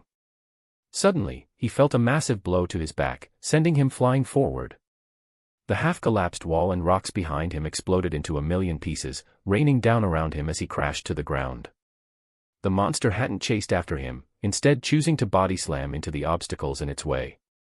The already shaky half-collapsed wall couldn't withstand the brunt of its full force and collapsed completely. Crimson blood gushed out of the creature's wounds, pooling on the ground in a grotesque display. Despite being caught off guard, Lumien's reflexes were quick. He rolled out of harm's way and sought cover behind a pile of rubble. Bang! The monster's shotgun blast missed him by a hair's breadth. Having slammed into the wall, the monster struggled to regain its footing. It fumbled with the cloth bag strapped to its waist, only to find it empty. With a snarl, it hurled the shotgun aside and lunged at Lumien. Lumien had already darted to a new hiding spot for a continued game of cat and mouse. Of course, he couldn't keep up this game forever. The monster might slip away if he waited too long, and the noise could attract others of its kind. As he circled around the area, he noticed that the monster seemed to be slowing down. Here's the chance. With a quick decision, Lumien pretended to make an escape towards a collapsed building. Once there, he stood firm, drew his axe from his back, and took a moment to catch his breath. In a flash, the monster rounded the corner and stood in front of Lumien. Without hesitation, Lumien raised his axe and charged forward. He stepped towards the creature, turning his body sideways and lowering his shoulder. He planned to body slam the monster, a move his sister had taught him, and then slash at its neck. Bam! Lumien took a step forward, leaning his body against the monster's chest, but the creature didn't budge. Lumien was surprised by its unyielding stance. He tried to push harder, but the monster remained like a thick wall. What? Lumien's heart tightened, and he bounced back. He was about to pounce to the ground and try to escape the monster's attack range. In a flash, the monster lunged forward and clutched Lumien's neck in a death grip. It didn't look like it was having trouble moving at all. Lumien gasped in shock as he was hoisted into the air, his neck throbbing with pain. "Sacre Blue, I've been tricked," he exclaimed, his mind reeling. A creaking sound filled the air, and the world spun around him, making his head swim. His axe had missed its target and was now knocked off to the side. Lumien finally realized that he had been outsmarted by the monster. Despite being in dire straits, the creature had enough strength to fight. It had cunningly faked weakness, luring him into attacking instead of staying hidden.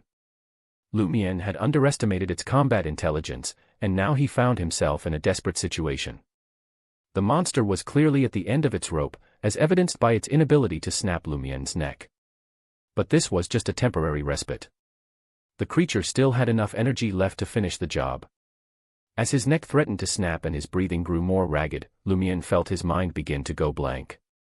Blank. As Lumien teetered on the brink of death, the lady's words suddenly resurfaced in his mind. She wanted him to use what's special about him in the dream. Special trait.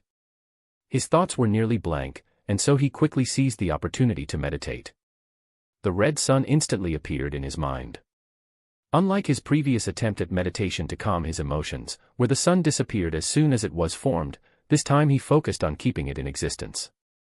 Suddenly, a voice from above, infinitely high, pierced his skull. The pain was excruciating, and Lumien felt as though his heart might burst from his chest. He forgot about the monster's vice grip on his neck and the fact that he was struggling to breathe. Suddenly, he fell to the ground with a sickening thud. The strange sound that had accompanied his meditation disappeared, but the pain remained, almost unbearable. He was unable to take stock of his surroundings or even assess the damage done to his body. After an unknown amount of time, the near-death sensation subsided. Lumien didn't bother checking his neck. Instead, he placed his hands on the ground and lifted his head. The beast was squatting nearby, half human and half beast, with its head drooping and its arms outstretched in front of it. Lumien noticed its wound still seeping with blood mixed with a yellow liquid, and the creature's body quivered uncontrollably. What's wrong with it? Was it scared silly by the specialness I displayed? He picked up his fallen axe and took a step towards the monster. Without hesitation, he held the axe with both hands and swung it at the back of the beast's neck. The axe sank deeply into the creature's muscles and came to a halt at its bones. Lumien used all his strength to remove the axe, then continued his assault, slashing at the monster's neck once, twice, thrice. Finally, the beast's head detached from its body with a sickening splash, rolling to the side. The body held on for a moment longer, barely clinging to life. No resistance, just trembles. And then, with a sudden jerk, Lumien's body contorted, his hands releasing their tight grip, letting the bloodied axe slide down with a sickening squelch. Puff. Puff. Puff. He could finally catch his breath. Chapter 24, 24 Gains. 24 Gains. Lumien didn't have the luxury of resting for too long. He had to keep moving, for fear that other monsters might come. After taking a moment to catch his breath, he endured the pain in his neck and back and slowly approached the monster's corpse. He held the axe tightly in his right hand, ready to strike again if the creature wasn't fully dead. After cautiously searching the body with his left hand, he found 3 copper coins called lick and an empty cloth bag. That's it. Lumien muttered to himself, disappointed that he hadn't found anything related to superpowers. If it wasn't for that, would he have risked his life fighting this monster? If Lumien wasn't special in the dream, he would have been nothing more than the monster's meal. He propped himself up and looked towards the shotgun monster's head that had rolled to the side, praying that what he was searching for was there. In that moment, a deep crimson glow materialized over the monster's body. They resembled fireflies, gradually converging towards a single spot in an unyielding fashion. Lumien gawked in disbelief, as a sense of elation began to well up inside of him. This phenomenon had to be connected to superpowers. Without much delay, a sticky, dark red substance materialized on the monster's chest, and no additional light specks came into view. Lumien cautiously crouched down and made a grab for the blob. It was incredibly slippery, slipping through his grasp twice before he finally managed to hold it in his palm.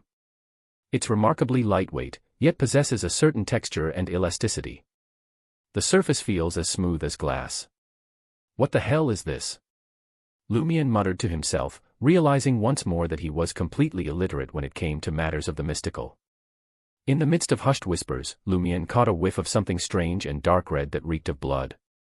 His impatience grew, and an indescribable malice took over his body. For a moment, he wanted nothing more than to raise his axe and hack at the monster's corpse until his violent emotions were spent. But Aurora's warning about the dangers of pursuing superpowers echoed in his mind, and he quickly reined in his impulses. He had taken precautions to monitor himself and remain vigilant at all times, and he wouldn't let his guard down now. It affects my mind. Lumion tossed the dark red blob into the cloth bag he had found on the monster. The moment he lost contact with it, he felt a wave of calm wash over him, dissipating the remaining excitement of the deathmatch. His body still trembled slightly, but he was back in control. As expected. Lumion whispered happily as he returned to his senses. He tied the cloth bag tightly and secured it to his belt buckle. After a moment's consideration, Lumion withdrew the cloth bag and stowed it safely in the inner pocket of his leather jacket. It provided him a sense of assurance and minimized the chances of losing it. As the buttons on his clothes were undone, the book that had been plastered to Lumion's back lost its support and hit the ground. It was riddled with potholes and in tatters, a far cry from its former state. Lumion recognized it as the mock examination papers for higher education admission exercise book that his sister Aurora had prepared for him. This was the same book that had saved his life by blocking a shotgun attack. Of course, this single book didn't deserve all the credit. Lumion picked up the exercise book and sauntered back to the monster's lifeless body, a wry smile on his face. "See, knowledge is indeed power," he said, intending to throw it at the monster's face. But then he hesitated, recalling the countless hours Aurora had spent writing it. He couldn't bring himself to toss it away. Instead, he tucked the exercise book into his belt, dragged the monster's corpse to the trap, and flung it inside. Lumion kicked the monster's head for good measure. With the battlefield cleared, Lumion gathered his tools, including the empty shotgun, his pitchfork, and shovel, and retreated into the wilderness. He looked over his shoulder as he walked, ever vigilant.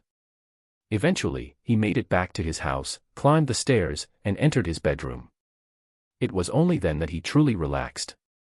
The agony that had been gnawing at his body, the obvious discomfort, and the overwhelming exhaustion all erupted at once.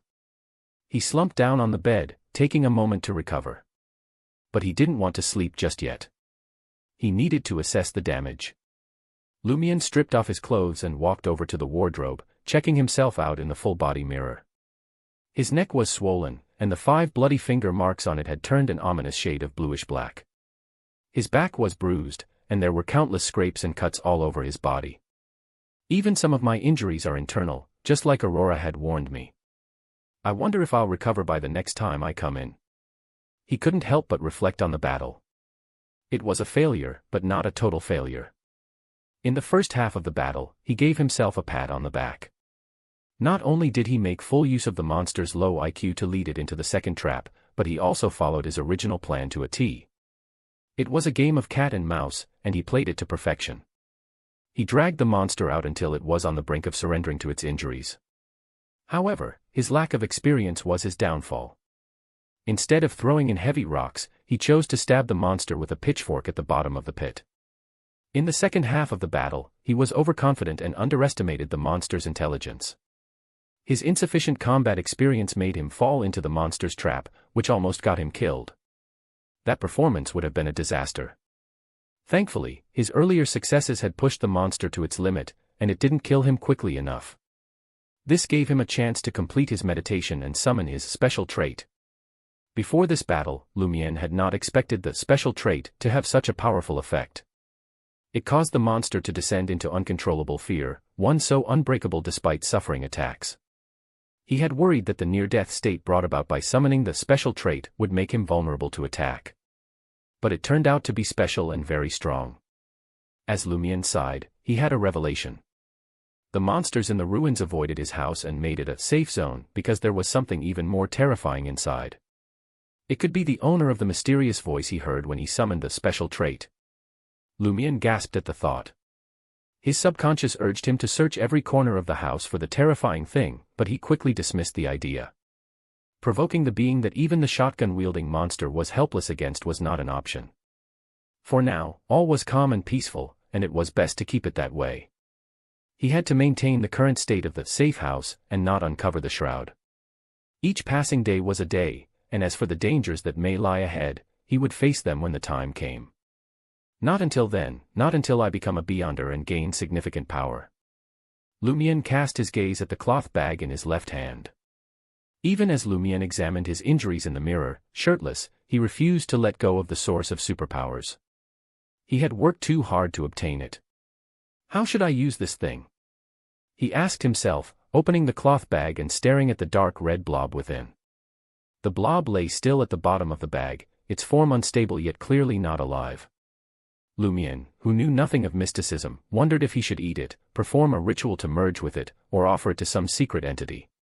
He only knew of the latter two options from reading Hidden Veil.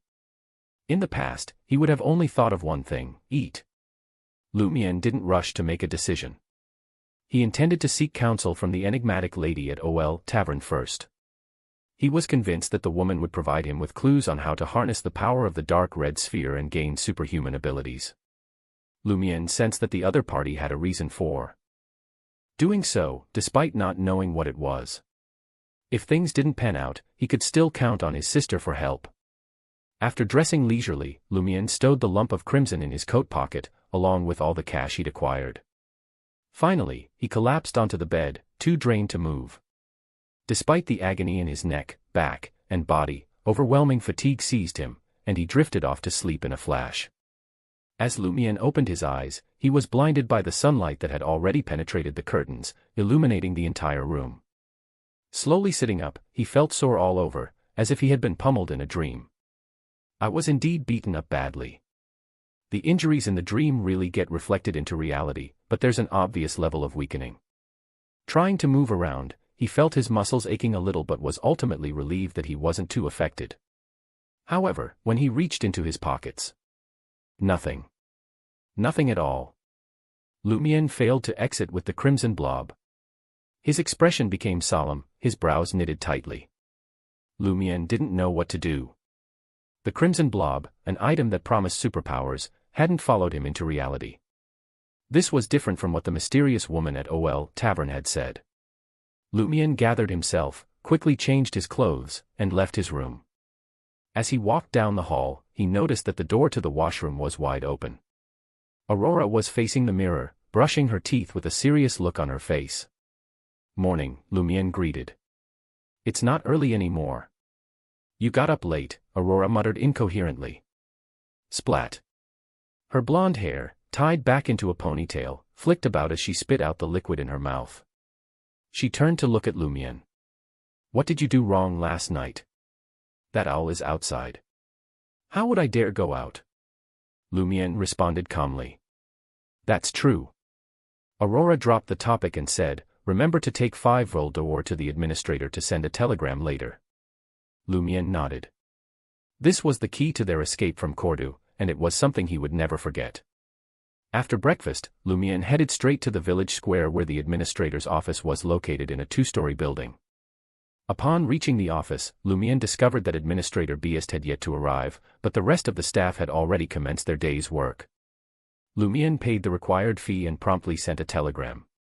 After concluding his business, Lumion turned on his heel and began walking towards the OL Tavern. It was highly unlikely that the enigmatic woman was already up and about, but Lumion was more than happy to bide his time. His pursuit of superpowers had been a prolonged one, so a few more ticks on the clock didn't faze him. Chapter 25, 25 Sequences and Potions. 25 Sequences and Potions. Lumion sauntered into OL Tavern, his sharp eye scanning the dimly lit room.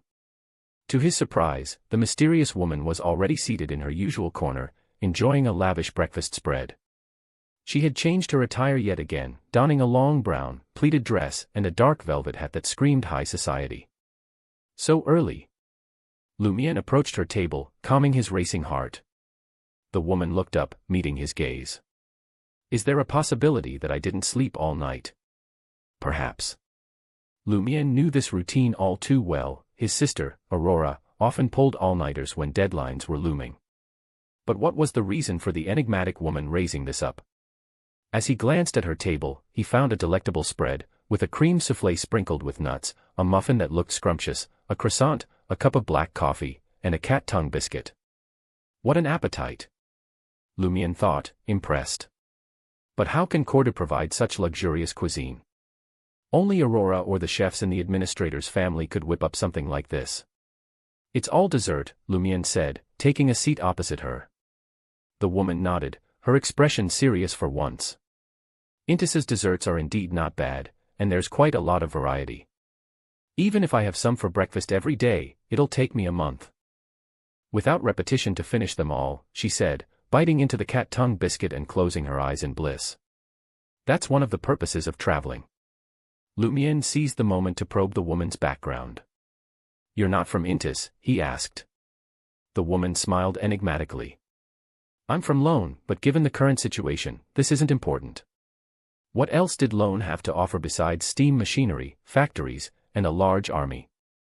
Lumion, being an Intisian, couldn't help but recall the mocking words that everyone used to taunt the Lone Kingdom: reclining chairs, mint sauce, fried fish and potatoes, and pure snake fruit beer. But he quickly brushed off the thought and turned his attention to the task at hand. I got rid of the monster with the shotgun. The woman took a sip of coffee and nodded approvingly. Not bad. Lumion sensed a strange emotion emanating from her eyes. He couldn't shake off the strange feeling that he had sensed in their previous interactions. There was something about her that he couldn't quite put his finger on, a mix of facetiousness and hidden emotions that intrigued him. Undeterred, he pressed on with the matter at hand. I obtained an abnormal dark red object from that monster. Holding it makes me irritable and filled with hostility. I think it involves supernatural powers, but it didn't follow me to reality, he explained. The woman smiled enigmatically. After going in and out so many times, don't you realize that other than your own physical condition, you can't bring anything else over? Lumion was taken aback. Didn't you say that supernatural things are excluded? He trailed off, realizing that he was out of his depth.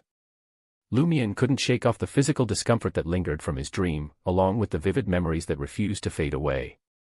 After careful consideration, he posed a question. You mean that after obtaining supernatural powers through the Crimson Blob and turning oneself into a Beyonder, the corresponding state that is different from that of a normal person can be brought to reality? Not a lost cause, she replied nonchalantly, savoring the cream soufflé. But won't the corresponding strength weaken because of this? Lumion pressed, his brow furrowing. The injuries I suffered in the dream are much lighter in reality. The conditions brought about by Beyonder characteristics won't change, the woman explained, meeting Lumion's gaze. This is why I said that extraordinary items are excluded. Beyonder characteristics. Lumion mulled over the term, trying to piece together what his sister had told him about Beyonders. Obtaining such characteristics would allow one to become a Beyonder, he surmised. And based on the woman's explanation, he had a hunch about the unique nature of his dream. That ruin, it's real.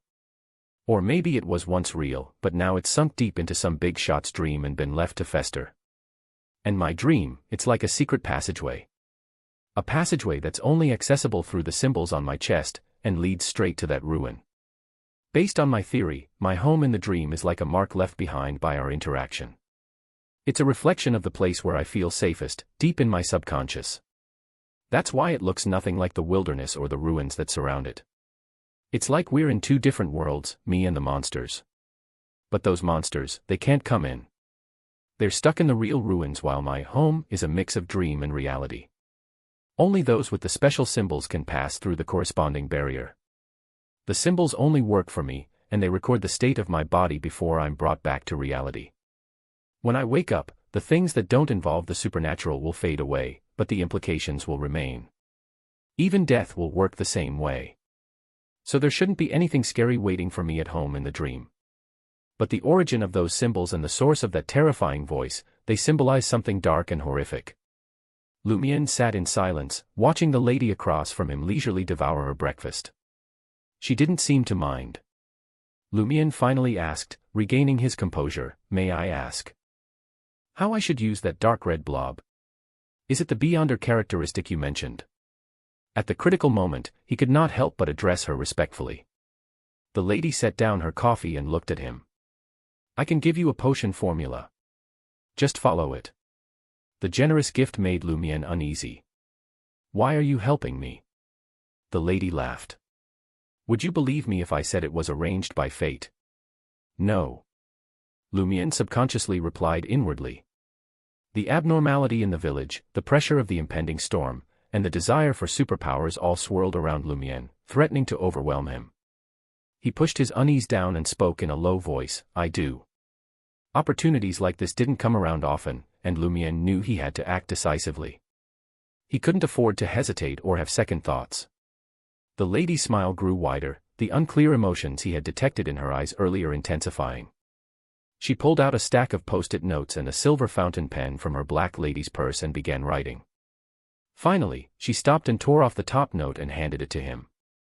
Lumian snatched it from her hand and read it quickly. Hunter Potion Formula. Main ingredient, 1 Hunter Beyonder characteristic.